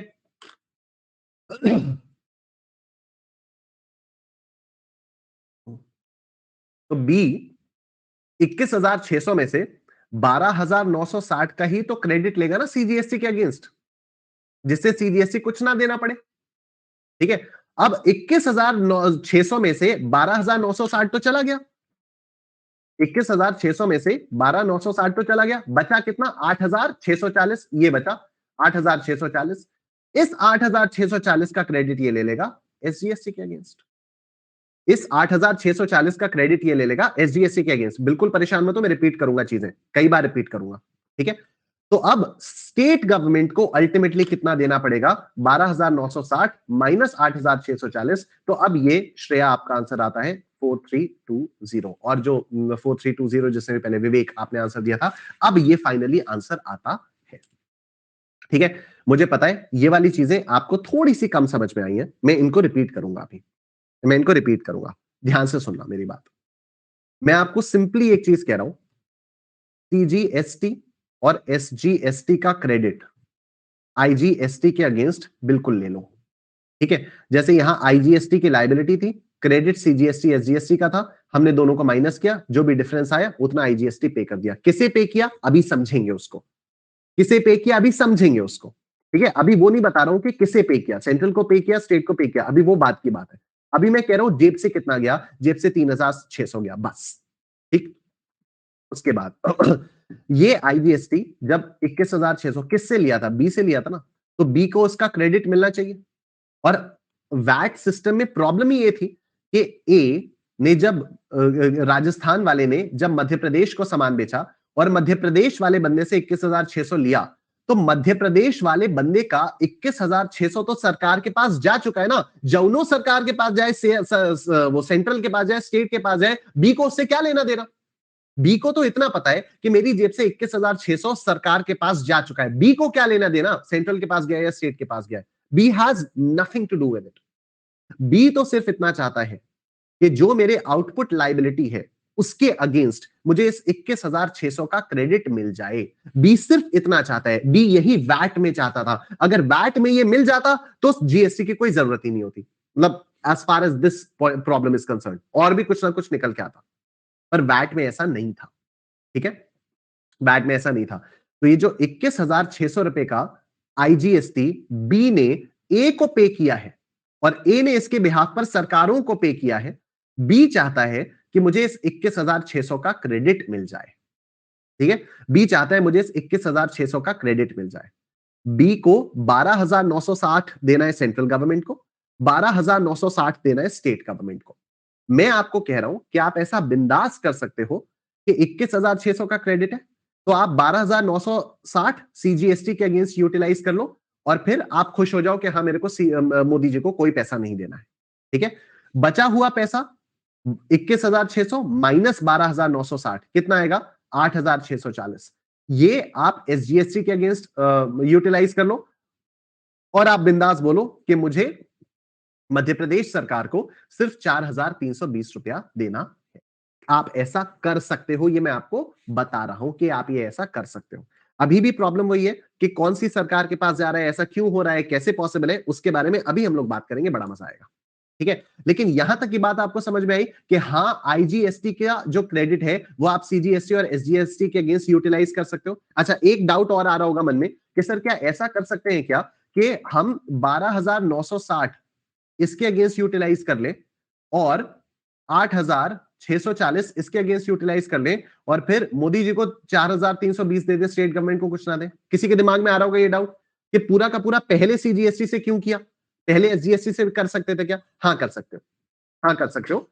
ठीक है, उसमें कोई इश्यू नहीं है, बट यूजुअली सीजीएसटी से ही किया जाता है। पहले स्पेसिफिकली ये रूल था, पहले ये स्पेसिफिकली एक रूल होता था कि सीजीएसटी के अगेंस्ट पहले आप पूरा 100% यूटिलाइजेशन करोगे और उसके बाद आप एसजीएसटी में पे करोगे। अब वो रूल हट गया है, अब आपकी मर्जी है, आप सीजीएसटी में कर सकते हो, आप एसजीएसटी में कर सकते हो। आपका मैंने कि 10,800 इससे करूं, आपका मैंने 10,800 इससे करूं, 10,800 इससे कर लूं, आपकी मर्जी, जैसे आप चाहो वैसे कर सकते हो। ठीक है, कोई रोक टोक नहीं है अब, राइट। लेकिन कॉमन सेंस अगर आप अगर आप लोग कॉमन सेंस लगाओगे तो कॉमन सेंस तो यही कहेगी कि सीजीएसटी के अगेंस्ट आप 12,960 का क्रेडिट ले लो। ठीक है, और बचा हुआ 8,640 इसके अगेंस्ट ले लो, 4,320 आप स्टेट गवर्नमेंट को पे कर दो। ठीक है, अभी तक आपको यह समझ में आ गया कि credit utilisation against multiple states, against CGST, SGST, IGST possible है। यहां तक की बात क्लियर हुई? यहां तक की बात सबको क्लियर हो गई कि जो जीएसटी के क्रेडिट्स का यूटिलाइजेशन है वो पॉसिबल होता जा रहा है। यहां तक क्लियर है? अब सुनो आगे मजेदार बात, एक बार फिर से अब आ जाओ, रिकैप करते हैं इस चीज को और अब मैं आपको बताऊंगा कि सरकारें आपस में किस तरह से खेल रही हैं। ठीक है, अब मैं आपको बताऊंगा सरकारें आपस में किस तरह से खेल रही हैं। आ जाओ समझते हैं इस बात को। देखो, हमारी साइकिल क्या है? एक्स ने बेचा ए को, ए ने बेचा बी को, बी ने बेचा सी को। एक्स राजस्थान, ए राजस्थान, बी मध्य प्रदेश, सी मध्य प्रदेश। ठीक,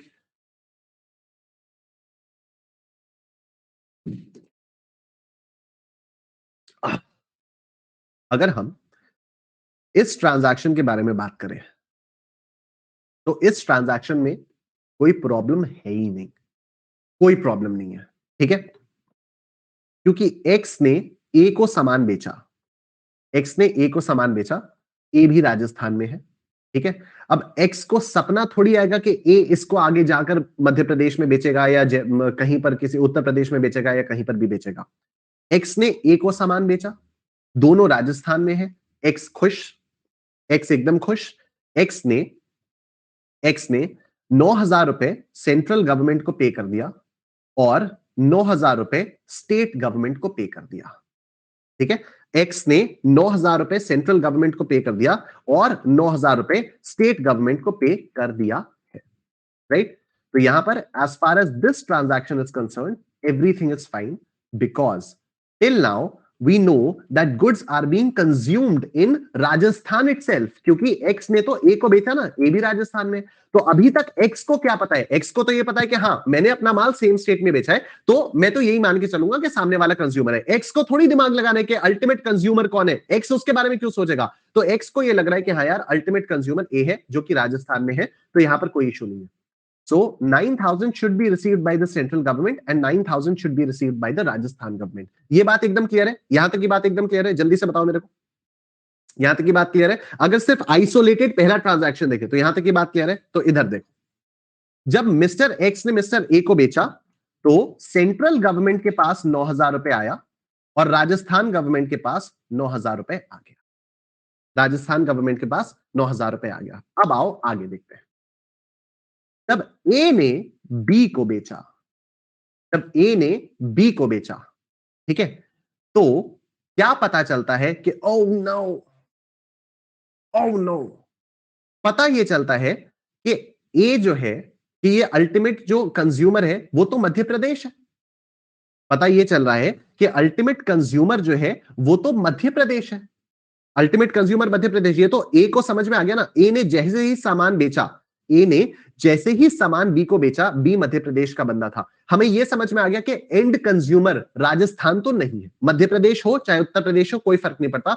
यह समझ में आ गया कि यह पैसा राजस्थान का नहीं है। इतना समझ में आया कि यह पैसा राजस्थान का है ही नहीं, क्योंकि गुड्स तो ट्रांसफर हो गए मध्य प्रदेश में, गुड्स राजस्थान से निकल गए, तो यह पैसा राजस्थान का नहीं है। तो अब सुनो अब क्या होगा, इधर देखो, राजस्थान गवर्नमेंट अब 9,000 रुपए सेंट्रल गवर्नमेंट को ट्रांसफर कर देगी। This is why this happens. ये जो आईजीएसटी की कला है ना, ये आईजीएसटी क्यों आया? ये आईजीएसटी इसलिए आया है कि जैसे ही वो सामान राजस्थान से निकला बाहर, तो राजस्थान गवर्नमेंट को तो पता चल गया भाई हमारा नहीं है, तो ये 9,000 रुपए जो राजस्थान यहां पर लेकर बैठी थी, ये 9,000 रुपए जो राजस्थान यहां पर लेकर बैठी थी, वो राजस्थान अपने पास से हटाकर, अपने पास से हटाकर सेंट्रल गवर्नमेंट को दे देगी। राजस्थान गवर्नमेंट कहेगी I am not the ultimate consumer, I do not deserve this 9,000 rupees, I am not entitled to this 9,000 rupees. Central government, Modi ji ये 9,000 रुपए आप रखो, हमारा काम नहीं है, ये हमारा काम नहीं है, ठीक है। So 9,000 rupees received earlier by Rajasthan doesn't belong to it, doesn't belong to it, ठीक। अब इधर ये जो 3,600 रुपए ए ने पे किया, ये सेंट्रल गवर्नमेंट को पे करेगा। यहां पर यही वाली बात अभी तक अधूरी रही थी, ठीक है, अभी तक ये वाली बात अधूरी थी कि ठीक है, ए ने जब बी को बेचा तो बी से 21,600 का आईजीएसटी लिया, इसके पास सीजीएसटी एसजीएसटी का क्रेडिट था, 9,000 का इसने यूटिलाइजेशन किया, और ये 3,600 कहां जाएगा? ये सेंट्रल गवर्नमेंट के पास जाएगा। ये 3,600 सेंट्रल गवर्नमेंट के पास चला जाएगा, ठीक है। ये 3,600 सेंट्रल गवर्नमेंट के पास चला जाएगा। आई होप यहां तक की बातें आप सब लोगों को क्लियरली समझ में आ रही हैं, ठीक है। ये राजस्थान का 9,000 रुपए सेंट्रल गवर्नमेंट के पास आ गया, और 3,600 रुपए ए ने ये जो हुआ ये सेंट्रल गवर्नमेंट को पे कर दिया। ये मैं आपको बता रहा हूं, ठीक है, कि आईजीएसटी चार्ज किया मध्य प्रदेश वाले बंदे से, इसके अगेंस्ट सीजीएसटी एसजीएसटी माइनस करके 3,600 देना था। किसको देना था? यही तो पंगा था। अब राजस्थान वाला मध्य प्रदेश थोड़ी जाएगा पैसा देने, ठीक है। ये भी बात है ना, हो सकता है किसी के दिमाग में ये भी चल रहा हो सर 3,600 सेंट्रल गवर्नमेंट को क्यों दिया, मध्य प्रदेश गवर्नमेंट को क्यों नहीं दिया? क्योंकि ए तो राजस्थान में बैठा है ना, समझना बात को, ए कहां बैठा है? ए बैठा है राजस्थान में, ठीक है। इसको इतना पता है कि 21,600 मेरी आउटपुट लायबिलिटी है, कुल मिला के कट कटा के क्रेडिट को यूटिलाइज करके मेरे को 3,600 रुपए देना है, ठीक है। अगर राजस्थान में ही बैठा होता तब तो कोई पंगा नहीं था। अगर राजस्थान में ही बैठा होता, बी राजस्थान का ही होता, तब तो कोई पंगा नहीं होता। ये 3,600 को थोड़ा सा सेंट्रल गवर्नमेंट को, थोड़ा सा स्टेट गवर्नमेंट को दे देता, काम खत्म, राइट। लेकिन अब अगर ये बंदा राजस्थान में बैठा है और सामान मध्य प्रदेश में बेच रहा है, तो अब तो पता है ना हमें कि GST is a destination based consumption tax. पहले नहीं पता था, अब तो पता है ना, GST is a destination based consumption tax. तो अब ये 3,600 रुपए सेंट्रल गवर्नमेंट को पे करेगा, not Madhya Pradesh government, not Rajasthan government, but the central government, ठीक है। तो अब देखो सेंट्रल गवर्नमेंट के पास 3,600 यहां पर आ गया। अब जरा आप ध्यान दें, सेंट्रल गवर्नमेंट के पास कितना पैसा आया हुआ है? सेंट्रल गवर्नमेंट के पास आया हुआ है 9,000 प्लस 3,600 प्लस 9,000। सेंट्रल गवर्नमेंट के पास 21,600 रुपया आया हुआ है। देख रहे हो आप लोग, यही 21,600 रुपया सेंट्रल गवर्नमेंट के पास गया पूरा का पूरा। समझ में आ रही है बात? यही तो 21,600 रुपए, और ये पूरा अभी किसके पास है? ये अभी सेंट्रल गवर्नमेंट के पास है। ठीक है, अभी कहानी खत्म नहीं हुई है, ये पूरा का पूरा 21,600 सेंट्रल गवर्नमेंट के पास है। अब आगे देखो, बी ने अल्टीमेटली सी को गुड्स बेचे। जब बी ने अल्टीमेटली सी को गुड्स बेचे तो मध्य प्रदेश का मध्य प्रदेश में गया। ठीक है, मध्य प्रदेश का मध्य प्रदेश में रहा। अब इधर अगर आप देखो तो 21,600 का क्रेडिट का यूटिलाइजेशन हुआ। सेंट्रल गवर्नमेंट के पास इसमें से एक पैसा नहीं गया। सेंट्रल गवर्नमेंट के पास इसमें से एक पैसा नहीं गया। बचा हुआ क्रेडिट इसने यहां स्टेट गवर्नमेंट के अगेंस्ट यूटिलाइज किया, और 4,320 कहां पर पहुंच गया? ये मध्य प्रदेश गवर्नमेंट को गया। दिख रहा है आपको? 4,320 किसको दिया गया? मध्य प्रदेश गवर्नमेंट को दिया गया।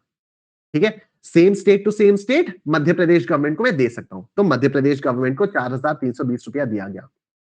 तो बी से सी का जब ट्रांजैक्शन हुआ, जब बी से सी का ट्रांजैक्शन हुआ, तो 4,320 मध्य प्रदेश सरकार को दिया गया।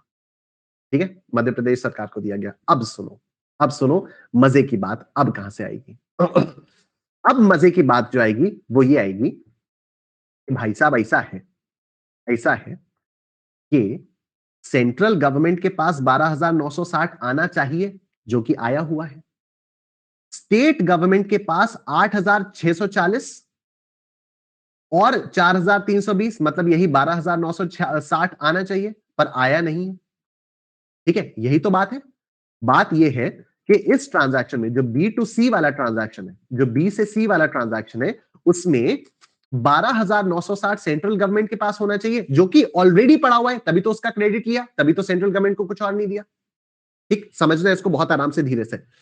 जो बी ने सी को माल बेचा, तो इसमें करना क्या है? 12,960 B suppose to give to what? Central government, and 12,960 B suppose to give to what? State government. Yes, these are the output liabilities of B, but क्योंकि B के पास 21,600 का क्रेडिट था, तो B ने कहा कि मोदी जी आपके पास तो ऑलरेडी बहुत सारा पैसा है, मैं तो आपको 21,600 रुपए दे चुका हूं। देखिए आप, 9,000 प्लस 3,600 प्लस 9,000, 21,600 रुपए मोदी जी आपके पास ऑलरेडी पड़ा हुआ है। अब 12,960 के ही बनता है। अब देखो मैं आपको कुछ नहीं दे रहा। मोदी जी ने कहा हाँ हाँ कोई बात नहीं, चलता है। ठीक है, स्टेट गवर्नमेंट के पास जब 12,960 देने की बारी आई, तो इस बंदे ने कहा मेरे पास 21,600 का क्रेडिट था, 12,960 मोदी जी का काटने के बाद 8,640 बचता है। आपको मुझे 12,960 देना है, ये 8,640 मैं नहीं दूंगा, क्योंकि मैं ऑलरेडी जमा कर चुका हूं। किसको जमा कर चुका हूं? आई डोंट केयर, मेरी जेब से जा चुका, मेरी बला से भाड़ में जाए, मैं आपको नहीं दूंगा। मैं आपको सिर्फ 4,320 दूंगा। मैं आपको सिर्फ 4,320 रुपया दूंगा। मध्य प्रदेश गवर्नमेंट ने कहा ठीक है भाई, तो मध्य प्रदेश गवर्नमेंट के पास 4,320 आ गया।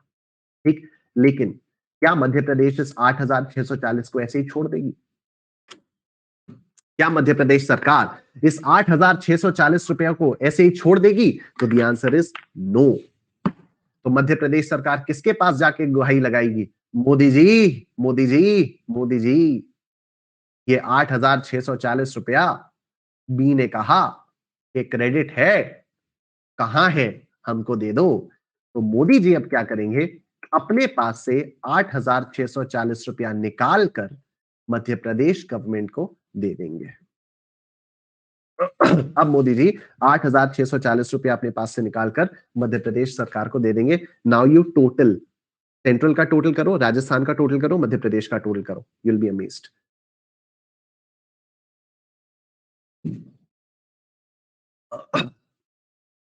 9 प्लस 3,600 प्लस 3,600 प्लस 9,000 माइनस 8,640, 12,960 आया। राजस्थान कुछ नहीं, ये 4,320 प्लस 8,640, ये आया 12,960। यही होना था अल्टीमेटली। सेंट्रल गवर्नमेंट को 12,960, स्टेट गवर्नमेंट को 12,960, कंज्यूमिंग स्टेट को 12,960, बराबर हो गया सब कुछ। सेंट्रल को भी इक्वल मिल गया और स्टेट को भी इक्वल मिल गया। एकदम बराबर हो गई सारी की सारी चीजें। कहां स्टेज पे जाते जाते जाते जाते जाते जाते गेटिंग इट एवरीवन।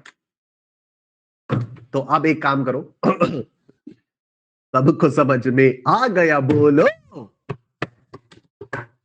सबको समझ में आ गया बोलो, निष्ठेन निष्ठेन निष्ठेन बोलो, निष्ठेन निष्ठेन निष्ठेन।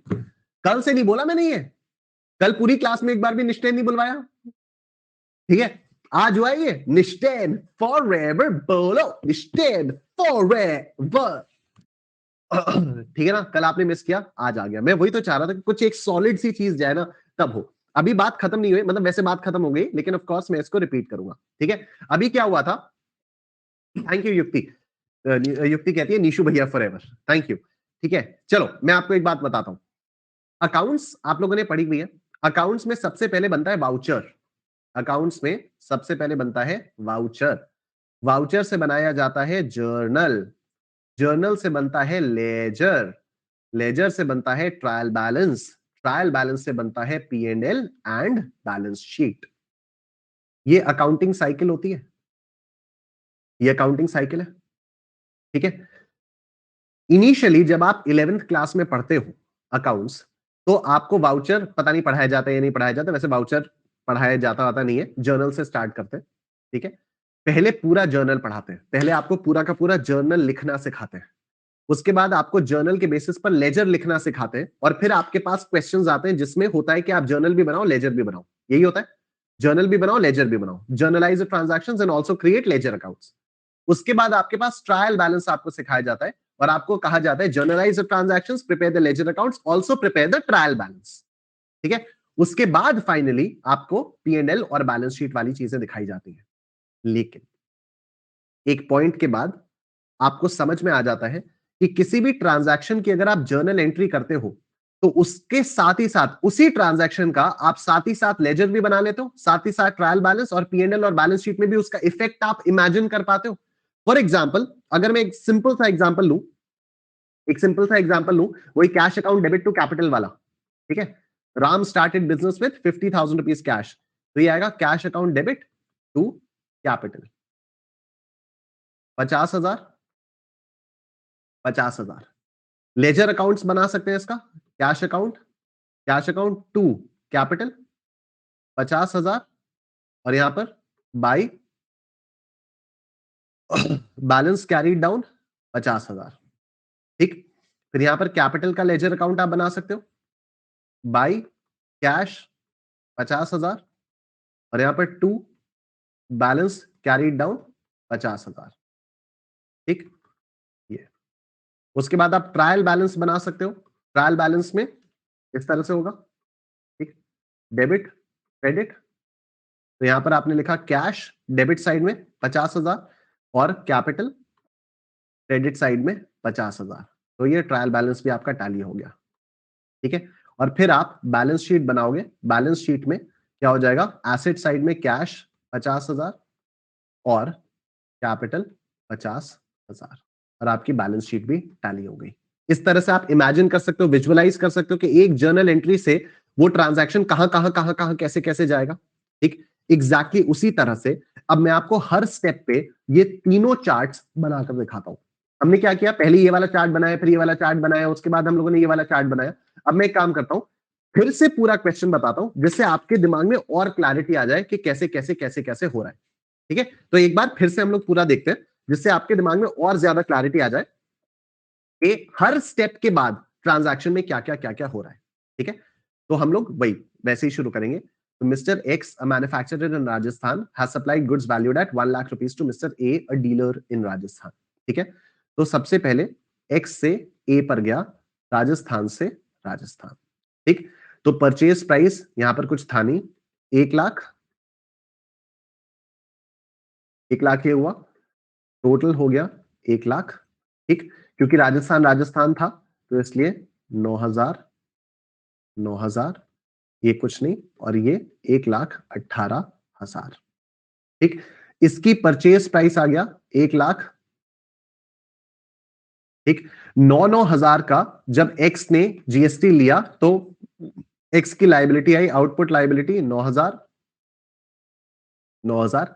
ए को क्रेडिट मिल गया, सीजीएसटी 9,000, एसजीएसटी 9,000, ठीक है। और एक्स के पास कुछ क्रेडिट्स अवेलेबल थे नहीं, तो यूटिलाइज कर नहीं पाया, तो एक्स ने सेंट्रल गवर्नमेंट को 9,000 दिया और स्टेट गवर्नमेंट को 9,000 रुपया दे दिया, ठीक। तो एक्स से ए के ट्रांजैक्शन में सेंट्रल गवर्नमेंट को 9,000 रुपया मिला और राजस्थान गवर्नमेंट को भी 9,000 रुपया मिल गया। अभी आपको कुछ नहीं लिखना है, आप बस मेरे साथ साथ देखते रहो।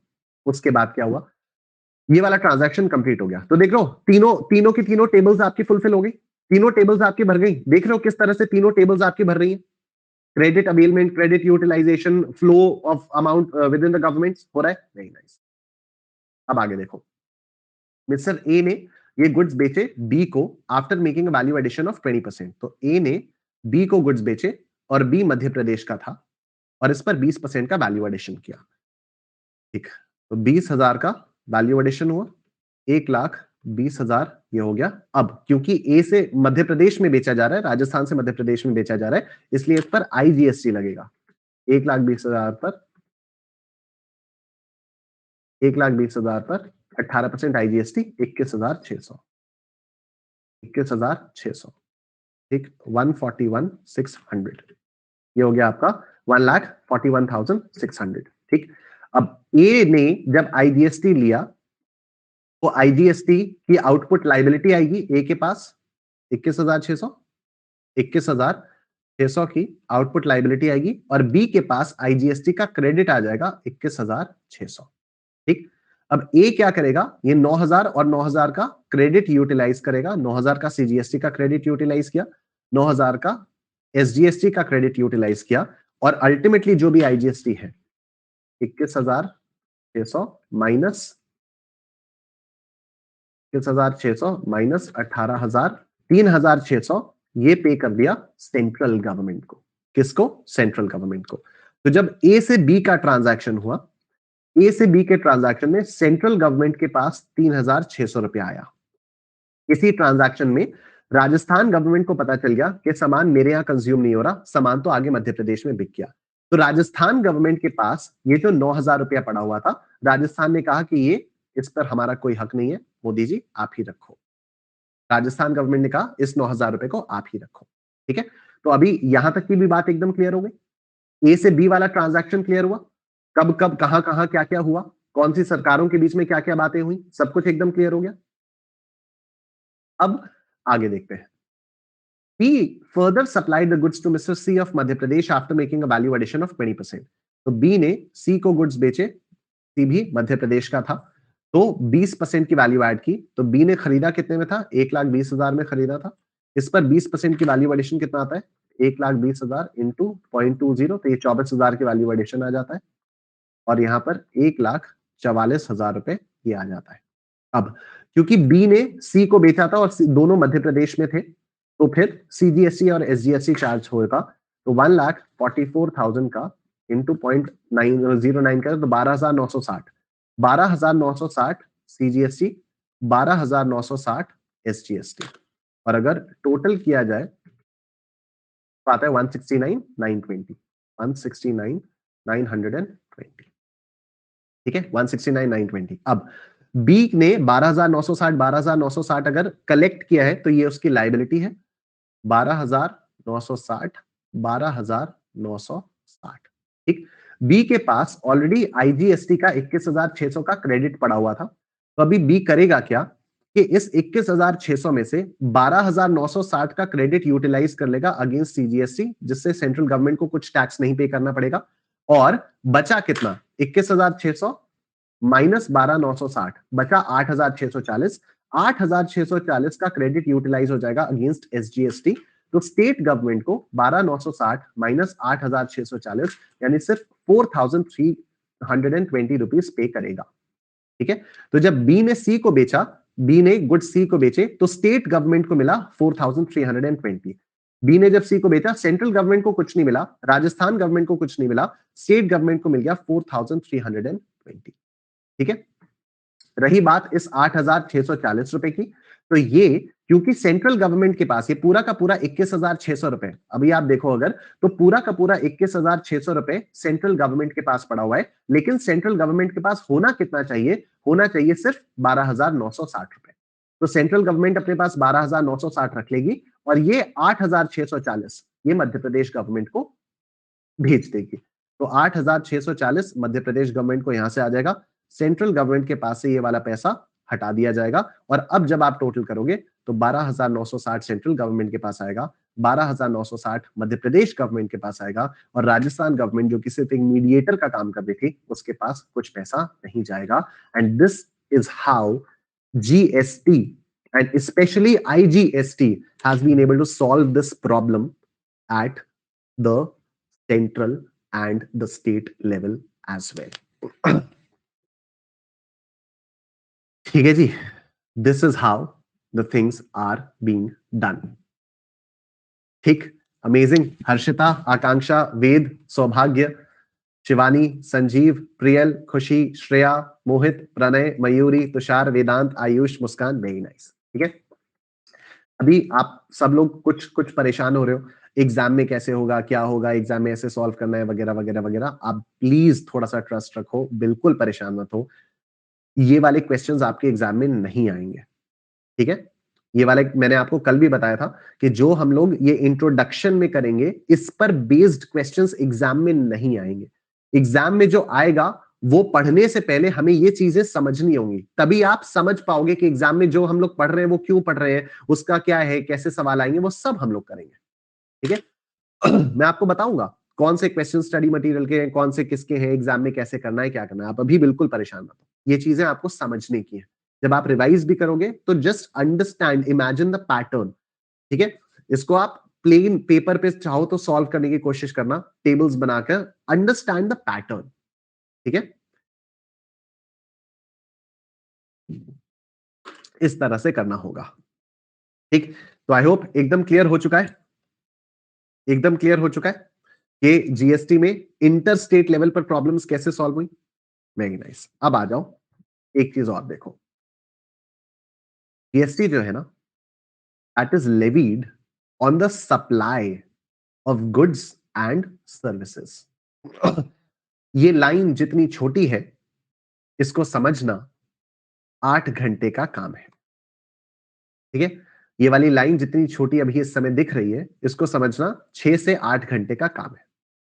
इस पूरी लाइन को समझना 6 से 8 घंटे का काम है, क्योंकि हम समझेंगे कि सप्लाई का मतलब क्या होता है, हम समझेंगे कि गुड्स का मतलब क्या होता है, हम समझेंगे कि सर्विसेज का मतलब क्या होता है। पर सर ये तो कॉमन सेंस है। हाँ, कॉमन सेंस है, सप्लाई कॉमन सेंस है, गुड्स कॉमन सेंस है, सर्विसेज कॉमन सेंस है, लेकिन लॉ जो है ना, वो कॉमन सेंस के बेसिस पर काम नहीं करता है। लॉ को चाहिए everything written down to the T, ठीक है। और इसका रीजन पता है क्या है? इसका रीजन है आपके और मेरे जैसे लोग जो लॉ की आंखों में धूल झोंकने की कोशिश करते हैं, आपके और मेरे जैसे लोग जो कानून में लूपहोल्स ढूंढते हैं, आपके और मेरे जैसे लोग जो कि शब्दों को ट्विस्ट करके अपने ही मतलब का, अपने ही फायदे की कोई चीज बना देते हैं। उस वजह से लॉ जो है वो कॉम्प्लिकेटेड बनता जा रहा है, बनता जा रहा है, बनता जा रहा है, बनता जा रहा है, और इसका कोई अंत नहीं है।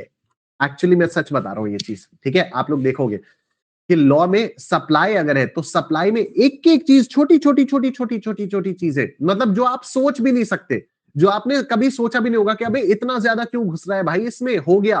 मतलब जो ऐसे स्टूडेंट्स होते हैं ना, जो एकदम ही घुस घुस के पढ़ते हैं, वो भी सोचेंगे, वो भी शर्मा जाएंगे, अरे भाई बस यार, हो गया यार, बस, ठीक है। वो वाली बात है। इतना सच नहीं बोलना था यार, मैं सच ही बोलता हूं भाई, ठीक है। मैंने फाउंडेशन में मैथ्स में भी सच बोला कि कैलकुलस छोड़ दो, ठीक है, कुछ नहीं रखा उसमें। मैं यहां पर भी सच बोल रहा हूं कि भाई यहां कुछ नहीं छूटने वाला, यहां बहुत कुछ रखा है सब में, बहुत कुछ रखा है यहां पर, ठीक है। तो बहुत इंपॉर्टेंट चीजें हम लोग पढ़ेंगे उनको। ठीक है। क्या होता है ना, कोई भी जब टैक्स होता है तो उसके लिए एक चीज होती है जिसको हम कहते हैं टैक्सेबल इवेंट। टैक्सेबल इवेंट, तो हाथ नहीं चलता सर्दियों में, ठीक है। इसको कहा जाता है टैक्सेबल इवेंट, समझना आराम से। जैसे इनकम टैक्स कब लगता है? जब आपकी इनकम हुई, तो the taxable event is earning of income, simple. ठीक, इनकम टैक्स कब लगेगा? जब आपकी इनकम हुई, तो the taxable event is earning of income, simple. दर्द हुआ? नहीं नहीं नहीं नहीं नौशीन, ना ना बेटे, दर्द की तो कोई बात ही नहीं। ठीक है, अब देखो, जब आप गुड्स को बेचते हो, जब आप गुड्स को सेल करते हो, तो सेंट्रल सेल्स टैक्स लगता था पहले, अब नहीं लगता। अब तो सेल्स टैक्स वगैरह सब मर्ज हो गया जीएसटी में। ठीक है, तो अगर पहले कोई पूछे कि सेल्स टैक्स कब लगता है, what is the event, what is the event जब आप कह सकते हो कि हाँ सेल्स टैक्स लगेगा, तो द सेलिंग ऑफ गुड्स। तो हम कहते थे अगर गुड्स बेचा गया तो सेल्स टैक्स लगेगा, सिंपल। सामान बेचा, सेल्स टैक्स लग गया, तो the taxable event for central sales tax was what? The selling of goods. Taxable event was selling of goods. ठीक, नो बेचे दिया, ऐसे थोड़ी होता है। जीएसटी कंजम्पशन ऐसे नहीं बेचे, ऐसे नहीं, सुनो अभी। ठीक है, सर्विस टैक्स कब लगता था? On provision of services, provision of services. अगर सर्विस प्रोवाइड की, अगर सर्विस प्रोवाइड की तो लग गया सर्विस टैक्स। ठीक है, तो टैक्सेबल इवेंट सर्विस टैक्स के लिए टैक्सेबल इवेंट क्या? Provision of services. उसी तरह से taxable event of GST is supply. ठीक है, कंजम्पशन नहीं दिया, ना ना ना ना, कंजम्पशन का तो मतलब ये हो गया कि मैंने आपको किताब बेच दी, मैंने आपको किताब बेच दी, जब तक आप पढ़ोगे नहीं तब तक सरकार को आप जीएसटी नहीं दोगे ना। अभी मैं पढ़ रही हूं, सरकार कहेगी अरे टैक्स तो दिया, अभी मैं पढ़ रही हूं। तो यहां पर बात हो गई सप्लाई की। ठीक, चिप्स लेकर आप आए, आप चिप्स लेकर आए, रखा हुआ है, सरकार कहेगी टैक्स अभी खाए थोड़ी है। ठीक है, तो ये वाली बात हो गई, कंजम्पशन नहीं, सप्लाई। अगर सप्लाई हो गया तो टैक्स लग जाना है, तो जीएसटी लग जाना है। ठीक है, तो ऑब्वियस सी बात है, एकदम ऑब्वियस सी बात है कि कई सारे लोग जीएसटी बचाने के लिए कहेंगे अरे इसको सप्लाई थोड़ी कहते हैं, अरे छोड़िए, सप्लाई थोड़ी है, अरे कैसी बात कर रहे हैं, ये सप्लाई नहीं है, तो गिफ्ट है, प्यार से गिफ्ट दिए, सप्लाई थोड़ी है। हाँ, हम तो गिफ्ट दिए हैं, सप्लाई का कैसी बात कर रहे, सप्लाई, अरे सप्लाई। तो इसी वजह से यहां पर सप्लाई क्या है उसको डिफाइन किया गया है। ठीक है, सप्लाई क्या होता है उसको डिफाइन किया गया है। और इनफैक्ट अगर आप अपने स्टडी मटेरियल में देखोगे तो पूरा चैप्टर 2 जो है वो पूरा सिर्फ इसी बारे में बात करता है कि सप्लाई किसको कहते हैं। ठीक है, वो पूरा का पूरा इसी बारे में बात करेगा कि सप्लाई किसको कहते हैं। That is the entire chapter 2 in your syllabus.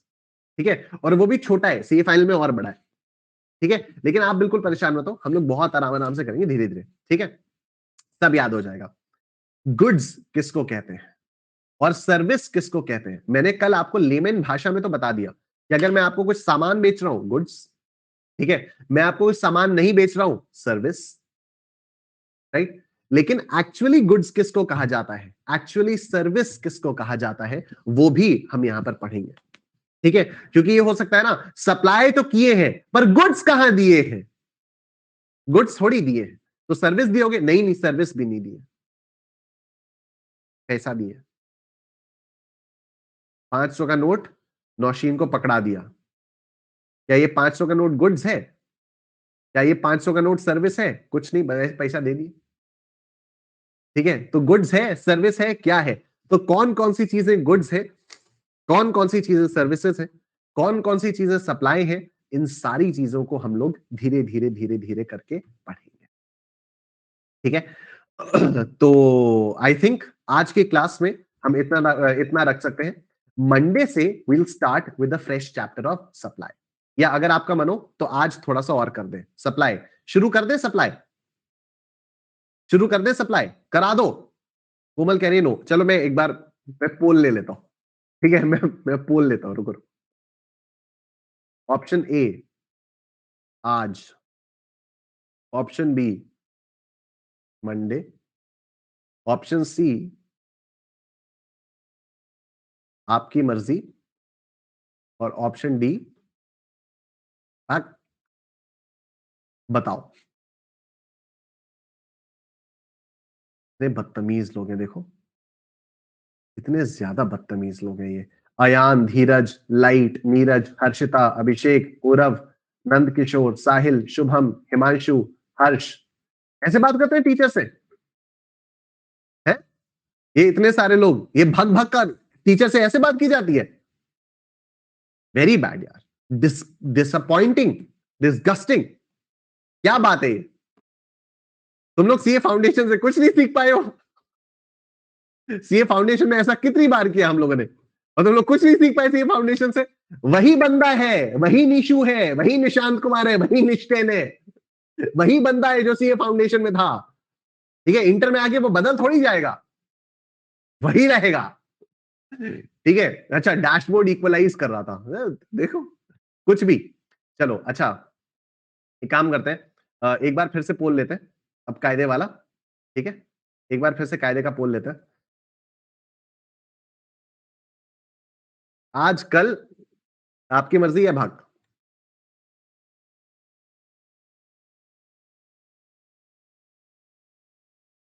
काफी मिक्स विचार आ रहे हैं, ठीक है, काफी मिक्स विचार आ रहे हैं, तो एक काम करते हैं, थोड़ा सा आज कर ही लेते हैं। ठीक है, थोड़ा सा आज कर लेते हैं, थोड़ा सा। ठीक है, थोड़ा सा आज कर लेते हैं। वही बंदा है, लेकिन थोड़ा सा स्ट्रिक्ट, पता नहीं थोड़ा सा स्ट्रिक्ट है या नहीं, ये आप लोग डिसाइड करोगे। हो सकता है आप में से कई सारे लोगों को इंटरमीडिएट में थोड़ा सा और लिबरल लग जाओ, थोड़ा और लीनियंट लग जाओ, फाउंडेशन में ज्यादा स्ट्रिक्ट लगाओ, पता नहीं।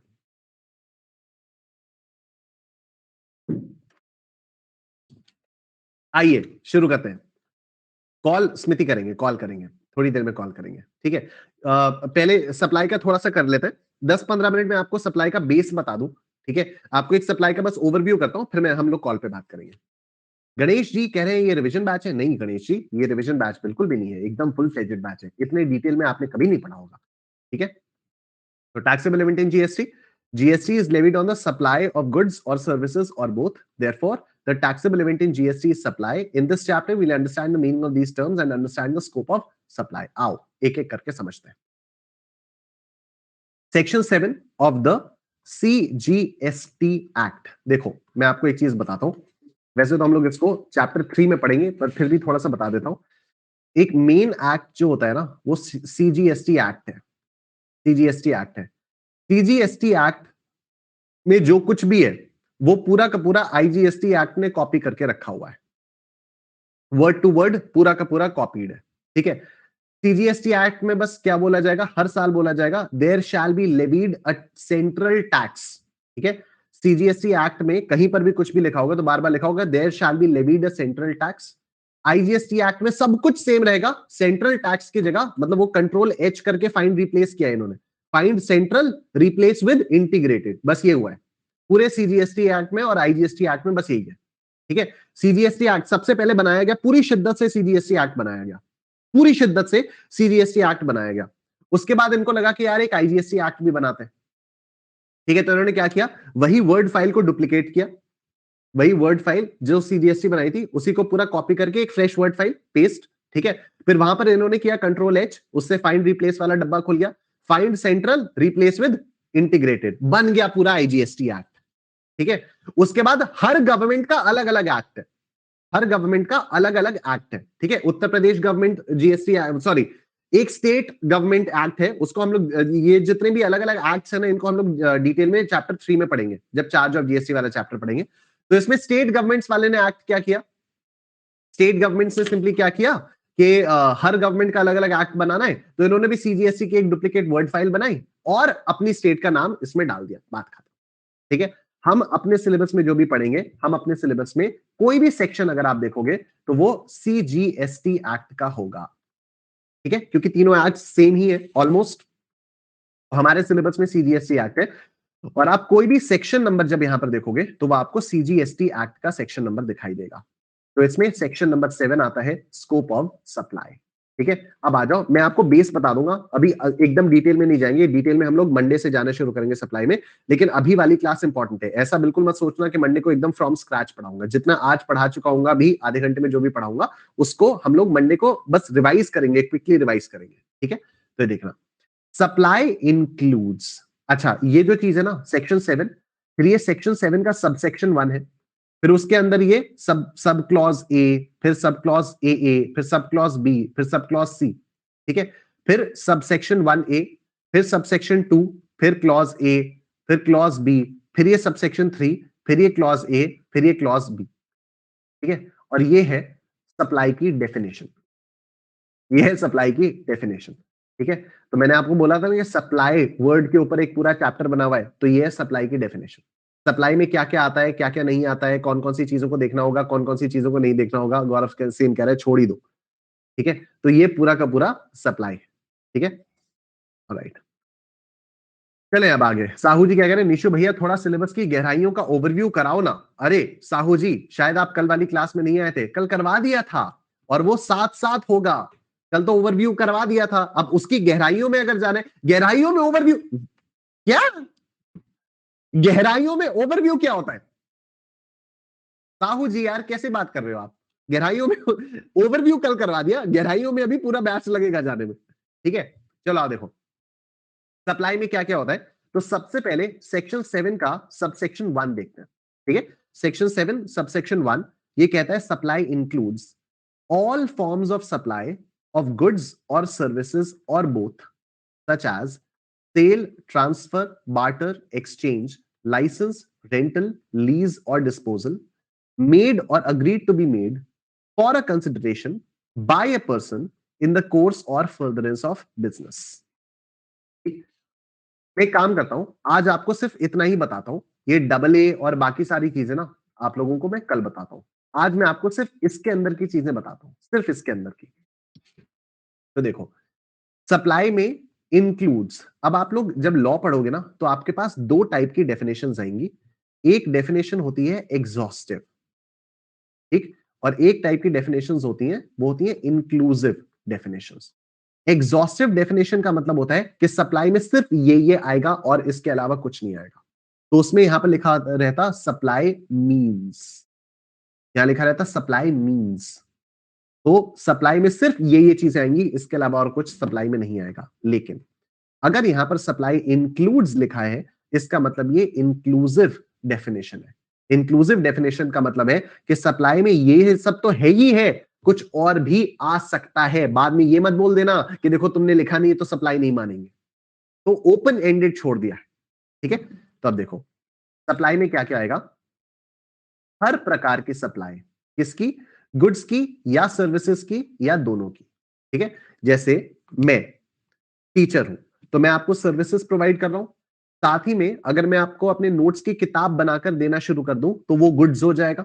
तो अब मैं आपको गुड्स भी दे रहा हूं, सर्विसेज भी दे रहा हूं, तो बोथ का मतलब यहां पर आ जाता है, ठीक है।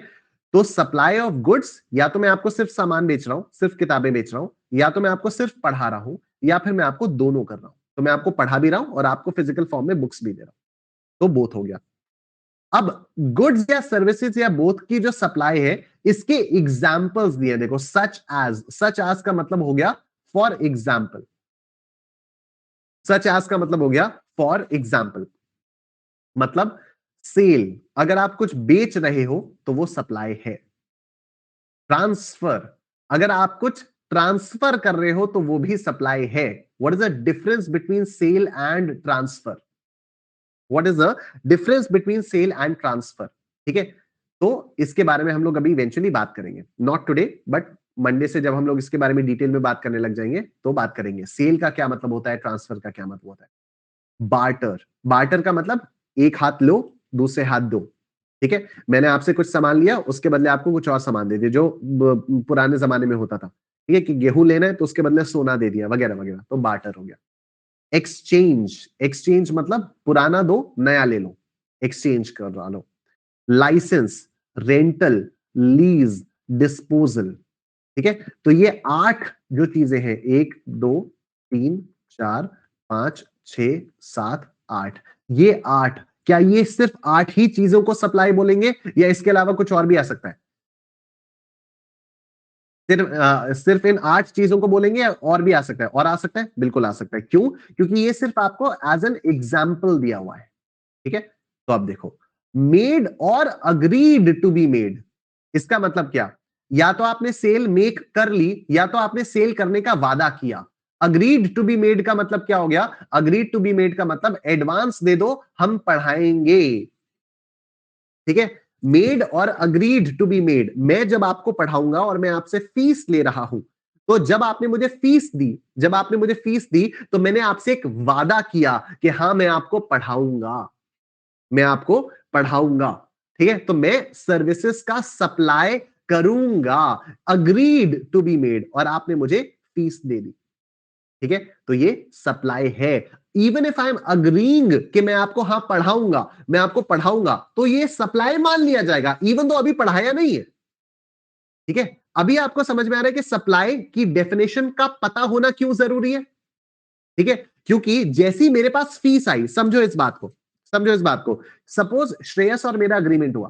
ठीक है, श्रेयस ने मेरे को फीस दी, सपोज श्रेयस ने मेरे को फीस दी। अच्छा, एक चीज मैं और आपको बता देता हूं कि यार प्लीज इसको ना किसी और लॉ के साथ कंफ्यूज मत करना, मिक्स मत करना। ठीक है, ये चीजें आपको समझने में, सीखने में, अपने अंदर इम्बाइब करने में थोड़ा सा टाइम लगेगा। ठीक है, कि सर यहां तो कुछ लिखा है, वहां कुछ लिखा है। हाँ, ऐसा ही होता है प्रैक्टिकल लाइफ में। कंपनीज एक्ट में कोई और बैलेंस शीट बनेगी, इनकम टैक्स एक्ट में कोई और बैलेंस शीट बनेगी, कहीं और कुछ और मतलब होगा। किसी एक वर्ड का मतलब कॉन्टेक्स्ट के अनुसार बदलता रहता है। ठीक है, थ्रोइंग अप का मतलब होता है ऊपर उछालना, थ्रोइंग अप का मतलब उल्टी करना भी होता है।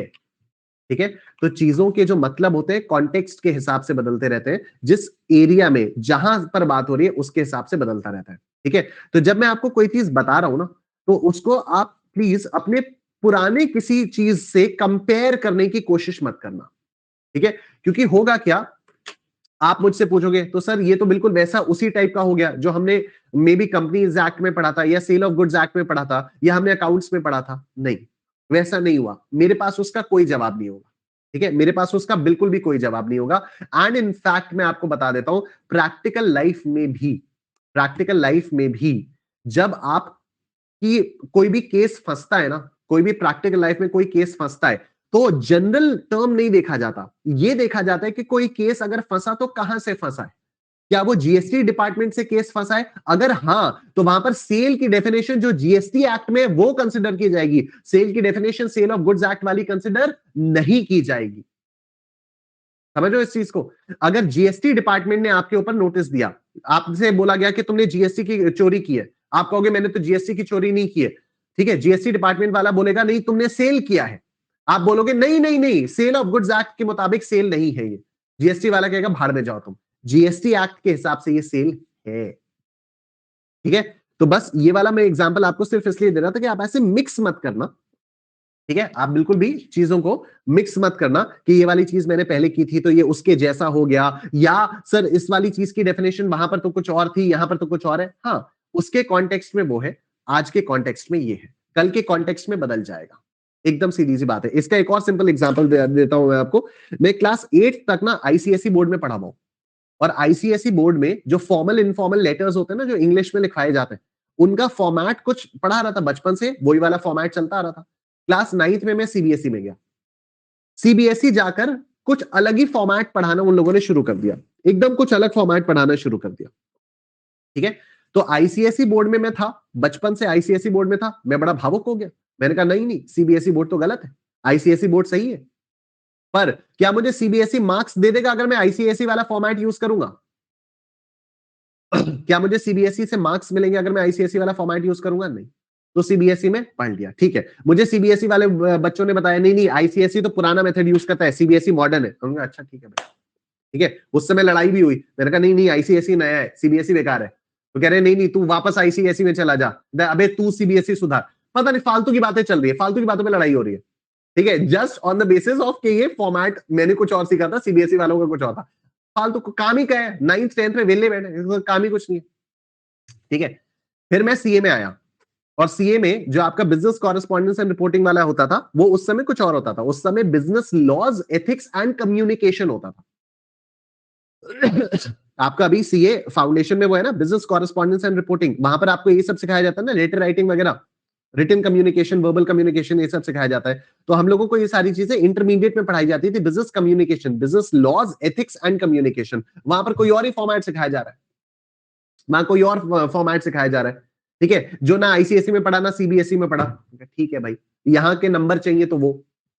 फिर मैं आर्टिकलशिप में गया। आर्टिकलशिप में मैंने कहा अब तो ये जो सीए में पढ़ा है वो तो प्रैक्टिकली यही यूज होगा, और कहां यूज होगा आप बताओ मेरे को। आईसीएआई की किताब में जो पैटर्न है, फॉर्मेट है, प्रैक्टिकल लाइफ में सीए के इनकम टैक्स डिपार्टमेंट में वही तो फॉर्मेट यूज होगा ना। ना ऐसा थोड़ी होता है, डिपार्टमेंट से किसी और फॉर्मेट में आ रहा है लेटर। जिस फॉर्मेट से डिपार्टमेंट में आ रहा है, हमारे जो चार्टर्ड अकाउंटेंट है उसी फॉर्मेट में उसको रिप्लाई कर रहे हैं। ठीक है, तो ऐसे होता है। तो द पॉइंट इज कि जब भी कोई भी चीज किसी एक पर्टिकुलर कॉन्टेक्स्ट में पढ़ो ना, तो उसको इधर उधर मिक्स मत करना कि वहां तो ऐसे पढ़ा था, वहां तो ऐसे पढ़ा था। अब गया ये, जिस जिस समय जिस चीज के बारे में बात हो रही होगी उस समय उसी चीज पर फोकस करना होगा। ठीक, चलो एनीवे। तो अब देखो, मेड और agreed to be made, right. ये 8 चीजें या तो हो गई, या तो इनको होने का अग्रीमेंट किया गया। सिंपल एग्जांपल, मैंने अभय से कहा कि मैं आपको पढ़ाऊंगा, और अभय से मैंने फीस ले ली। जैसे ही मैंने अभय से फीस ली, जीएसटी डिपार्टमेंट मेरे पास आ जाएगा, अरे अरे अरे तुमने अभय से फीस ली, ओहो हो, तो तुमने तो अभय से जीएसटी भी लिया होगा, लाओ लाओ हमारा जीएसटी दो। और मैं क्या कहूंगा, मैंने अभी बेचा थोड़ी है ना, मैंने उसको गुड्स प्रोवाइड किया ना मैंने उसको सर्विस दी है, सप्लाई तो है ही नहीं। अभी समझ रहे हो आप। मैं क्या कहूंगा, मैं कहूंगा सरकार कैसी बात करो, पागल हो गए हो क्या। मैंने अभय को ना कुछ समझाया ना कुछ पढ़ाया, फालतू में, सप्लाई तो हुई नहीं। तो इसलिए यहां पर डाला, अग्रीड किया ना आपने, तो सप्लाई। ठीक है, for a consideration, for a consideration, consideration मतलब क्विड प्रो क्वो होना चाहिए, पैसा मिलना चाहिए, आ गया। By a person in the course or furtherance of business, in the course or furtherance of business. अब देखो, अब यहां पर मजे की बात आती है। ठीक है, अब यहां पर मजे की बात आ जाती है। कीर्ति क्या कह रही है, इसलिए कई सारे ऑफलाइन टीचर्स जो इंडिविजुअली पढ़ाते हैं वो फीस कैश में लेते हैं। हाँ जी, हाँ जी, कैश में ले ली फीस तो फिर जीएसटी लगा नहीं, उसको ब्लैक मनी टाइप की चीजें हो जाती है। ठीक है, बट उसके बारे में हम नहीं बात करेंगे, गलत गलत बातें नहीं। ठीक है, मैं आपको एक बात और भी ऑनेस्टली बताऊंगा, वो लेकिन मैं आप लोगों को बाद में बताऊंगा कभी। ठीक है, जितना पैसा आप ब्लैक में रखोगे ना, उतना आप परेशान रहोगे, ये गारंटीड है मेरी। करके देख लेना आगे चलकर। इनिशियली आपको लगेगा बहुत मजा आएगा कि टैक्स बच रहा है, टैक्स बच रहा है, टैक्स बच रहा है। मैं आपको बताऊं, चारू मैम की जो कजन है, उन्होंने अभी अभी कमाना शुरू किया है, मेरे से छोटी है, 25-26 साल की है वो। ठीक है, तो अभी वो आई थी, और वो बहुत बोल रही थी, जीजू इतना टैक्स लग रहा है, जीजू जीजू जीजू, ये सब चल रहा था। ठीक है, मैंने कहा देख बहन, अगर तेरे को पैसे कमाने हैं, अगर तेरे को पैसे बढ़ाने हैं, अगर तेरे को अपने पैसे कम लग रहे हैं तेरे को, तो तू इस पर फोकस कर कि तेरी इनकम बढ़ेगी कैसे। क्योंकि जहां तूने दिमाग लगाना शुरू किया ना कि मैं टैक्स बचाऊंगी, टैक्स बचाऊंगी, टैक्स बचाऊंगी, वहां ना तो तेरी इनकम बढ़ेगी, और ये टैक्स बचाने के चक्कर में जो इतने सारे बवाल तू पालती रहेगी लगातार, जो लाइफ में पता नहीं कब जाकर फूटेंगे, उसका कोई कुछ नहीं कह सकता। वो अचानक से हो जाएगा, इनकम टैक्स डिपार्टमेंट अचानक से हो जाएगा कि भाई स्नेहा गुप्ता के अकाउंट्स दिखाओ, स्नेहा गुप्ता चलो जी आपके घर पे रेड, जितना भी ब्लैक मनी है सारा निकालो। ठीक है, कब क्या हो जाएगा इसका कोई नहीं है। तो एकदम एक सिंपल पर्सनल एडवाइस दे रहा हूं, ये मैं खुद भी फॉलो करता हूं और ये मैं आप लोगों को भी बता रहा हूं। जितनी भी इनकम है, as long as you keep everything in white, you're good to go, right? As long as you don't think about saving tax, मतलब ऐसा भी नहीं कि जबरदस्ती ज्यादा से ज्यादा दिए जा रहे हो, जो proper tax saving investment vehicles है वो उन पे करो, वो मैं हम लोग डायरेक्ट टैक्स में हम लोग उसकी बातें करेंगे। ठीक है, तो हम लोग डायरेक्ट टैक्स में उसकी बातें करेंगे। हाँ यार, तो चारू की बहन है तो जीजू ही तो बुलाएगी, और क्या बुलाएगी। प्रणय, इसमें क्या हंसी आ रही है तेरे को, इसमें क्या हंसने की बात है। ठीक है, तो हाँ, मैं क्या बता रहा था, मैं क्या था, डायरेक्ट टैक्स में हम लोग पढ़ेंगे कि कहां कहां से आपका टैक्स बच सकता है। तो वहां पर हम लोग बहुत सारी ऐसी चीजें पढ़ेंगे जिसमें अगर आप इन्वेस्ट करते हो तो आपका टैक्स बच सकता है। तो वो सारी की सारी टैक्स प्लानिंग वाली चीजें हम लोग डायरेक्ट टैक्स में पढ़ेंगे। ठीक है, एनीवे द पॉइंट इज कि अब देखो, ये बिजनेस में होना चाहिए, ये बिजनेस के लिए होना चाहिए। ठीक है, तो सप्लाई में क्या हुआ, all forms of supply of goods और सर्विसेज और both such as sale, transfer, barter, exchange, license, rental, lease or disposal made or agreed to be made for a consideration by a person in the course or furtherance of business। अब आपके मन में सवाल आ रहा होगा, sir अगर consideration नहीं मिला तो क्या सप्लाई नहीं है। जी हाँ, सप्लाई नहीं है। ठीक है, मैं दिव्यम को पढ़ा रहा हूं फ्री ऑफ कॉस्ट, मैं दिव्यम को पढ़ा रहा हूं फ्री ऑफ कॉस्ट, सर्विसेज तो प्रोवाइड कर रहा हूं मैं। ठीक है, मैंने दिव्यम को फ्री ऑफ कॉस्ट पढ़ाया, मैं सर्विसेज प्रोवाइड कर रहा हूं, लेकिन कंसिडरेशन है क्या? नहीं है, कंसिडरेशन नहीं है। ठीक है, मैं ऐसे ही अपने छोटे भाई को पढ़ा रहा हूं, मैं अपने ऐसे ही छोटे भाई को पढ़ा रहा हूं, कंसिडरेशन है क्या? कंसिडरेशन नहीं है, तो सप्लाई नहीं है।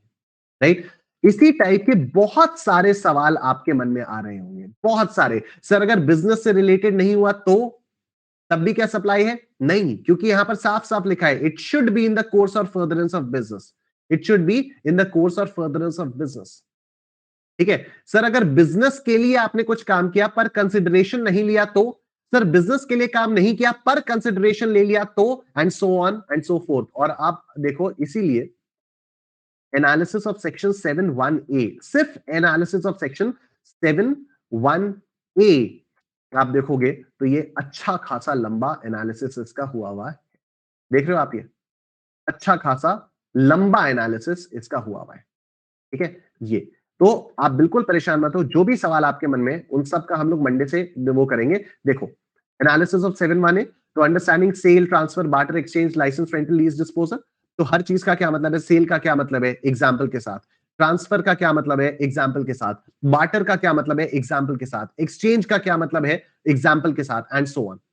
हर चीज की, सारी चीजों की चीजें यहां पर लिखी हुई है, दी हुई है मैंने। ठीक, मेड और अग्रीड टू बी मेड, उसका भी है कि एडवांस मनी भी सप्लाई माना जाएगा। कंसिडरेशन का क्या मतलब है, तो अब कंसिडरेशन में सारी की सारी चीजें, कौन कौन सी चीजें कंसिडरेशन होंगी, कौन कौन सी चीजें कंसिडरेशन में नहीं मानी जाएंगी, ये सारी की सारी चीजें यहां पर लिखी हुई। देख लो, सिर्फ कंसिडरेशन, दिस वर्ड कंसिडरेशन, इस पे देख लो कितना लंबा एनालिसिस चलने वाला है। उसके बाद इससे रिलेटेड हम लोग बहुत सारे क्वेश्चंस भी करने वाले हैं। उसके बाद देखो, by a person, made by a person, person क्या है, पर्सन क्या है, तो पर्सन से रिलेटेड भी जितनी चीजें, वो सारी की सारी चीजें हम लोग यहां पर डिस्कस करने वाले हैं। ठीक है, इन the course or furtherance of business, business की डेफिनेशन क्या है, बिजनेस किसको बोलेंगे, कैसे पता चलेगा बिजनेस कर रहे हो या नहीं कर रहे हो। ठीक है, अरे मैं बिजनेस का शौक से पढ़ा रहा हूं, अरे कहां यार, कैसे अब है यार, कैसी बात कर रहा है, तुझे लग रहा है मैं बिजनेस कर रहा हूं, अरे क्या बात करो, मैं अरे ऐसे बिजनेस, अरे क्या मैं ऐसी मजे में पढ़ा रहा हूं। अन अकेडमी वालों ने कहा पढ़ाओगे, मैंने कहा पढ़ाऊंगा, 10 लाख रुपया लूंगा, अरे यार बिजनेस थोड़ी है, बिजनेस नहीं है, ऐसी मजे मजे में पढ़ा रहा हूं। ठीक है, तो कौन सी चीज को बिजनेस बोला जाएगा, कौन सी चीज को बिजनेस नहीं बोला जाएगा। पढ़ा रहा हूं यार, किताबें देखो, अगर मैं पढ़ाऊंगा तो किताबें तो चाहिए ना बच्चों को। अब तुम कहोगे कि किताबें बेचने पर आप टैक्स दोगे, अरे यार कैसी बात कर रहे हो, किताबें बेचने पर कैसे टैक्स, किताबों का बिजनेस थोड़ी है मेरा। मेरा बिजनेस क्या है, मेरा बिजनेस तो पढ़ाने का है। हाँ, तो एनी एक्टिविटी इंसिडेंटल या एंसिलरी टू इट भी इंक्लूडेड है बिजनेस की डेफिनेशन में। ठीक है, this is why each and every word has been explained in law. ठीक है, तो उसके बाद ये questions questions questions questions questions questions, और अब जाकर ये एनालिसिस ऑफ सेक्शन 7(1)(a) खत्म होगा। उसके बाद फिर हम 7(1)(a) के बारे में बात करेंगे। ठीक है, ऑल्दो हर एक्सप्लेनेशन उतना बड़ा नहीं होगा जितना 7(1)(a) का है, बट मेन जो है वो तो 7(1)(a) का ही है, तो बहुत मजा आएगा। मंडे से वी विल स्टार्ट इट। ठीक है, यस, बहुत मजा आएगा। ऑलराइट, अभी कॉल पे बात करें, कुछ एक आध दो स्टूडेंट से कॉल पे बात करते हैं। शुभम से, अरे अरे अरे अरे, चलो इनसे बात करते हैं, कौन है ये, स्मृति को कॉल लग गया है। Okay, Good afternoon. इनका नाम के आगे सिर्फ सीए लिखा हुआ था। Good hello, afternoon, sir. Good afternoon Smriti, कैसी हैं आप? I'm fine, sir. How are you, sir? Good good. अरे फोन कट गया, अरे फोन कट गया, ग्लिच, ग्लिच, फोन कट गया यार, ये बड़ा पंगा हो जाता है, ये बहुत पंगा होता है। मैं एक बार रिफ्रेश कर,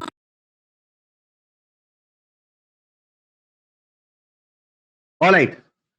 तो दी ओनली प्रॉब्लम इज कि ये फोन वोन कट रहा है, तो इसलिए एक काम करते हैं, कॉल वाला फिर रहने देते हैं, कभी और कर लेंगे कॉल का। ठीक है, for all the late comers, Harsh एक बहुत ही बड़ा प्यारा सा लेट कमर है। ठीक है, बड़ा ही प्यारा लेट कमर है, इतना प्यारा बच्चा है ये हर्ष के, मैं क्या बताऊं, बहुत देर से स्पैम कर रहा है बेचारा, पीडीएफ दे दो सर जी, पीडीएफ दे दो सर जी। और अभी अक्की ने भी इसकी जो है जगह ली है, notes notes notes notes notes. ठीक है, आप जितने भी प्यारे प्यारे सुंदर सुंदर से लेट कमर्स हैं, आप लोगों के लिए एक छोटी सी रिक्वेस्ट है, टाइमली आ जाया करो, टाइमली आ जाया करो, शुरुआत से सुन लिया करो, नोट सारे के सारे अपलोडेड है। ठीक है जी, नोट्स अपलोडेड है। आप एक बार लिंक पर जाके तो देखो, ठीक है? आप एक बार लिंक पर जाकर देखो। लिंक पर जाकर देखोगे, taxation by CA Nishant Kumar पर क्लिक करोगे। Taxation by CA Nishant Kumar पर जाने के बाद आपको नोट्स मिल जाएंगे। नोट्स में आपको चैप्टर 1 और चैप्टर 2 दोनों के आपको नोट्स मिल जाएंगे। हाँ, चैप्टर 2 के पूरे नोट्स नहीं है। चैप्टर 1 जो इंट्रोडक्शन था वो आपका पूरा कंप्लीट हो चुका है। चैप्टर 2 के नोट्स सारे के सारे आपको अवेलेबल नहीं करवाए गए हैं। थोड़े से पार्ट्स में आपको नोट्स मिलेंगे। ठीक है? नोट्स आपको ऐसे नहीं मिलेंगे कि पूरे के पूरे चैप्टर के एक साथ मिल गए।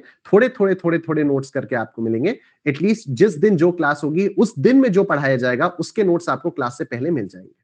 ठीक है? नोट्स इसलिए आपको मिलेंगे, पार्ट्स में इसलिए मिलेंगे क्योंकि फ्रेश नोट्स आप लोगों के लिए बन रहे हैं, राइट? तो फ्रेश नोट्स बनने में टाइम लगेगा। जैसे-जैसे मेरे नोट्स बनते जाएंगे, मैं नोट्स यहाँ पर अपलोड करता जाऊंगा, लेकिन क्लास से पहले नोट्स आपके अपलोड हो जाएंगे।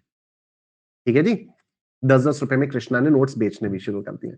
Anyway, so thank you so much everyone. I hope you really enjoyed today's session. Supply में बहुत ज्यादा बात तो नहीं हुई, लेकिन थोड़ी बहुत जो भी बातें हुई हैं वो आपको समझ में आई होंगी कि किस लेवल तक हम लोगों को डीपली जाकर पढ़ना है। तो फिर इससे रिलेटेड बातें हम लोग मंडे से स्टार्ट करेंगे। ठीक है?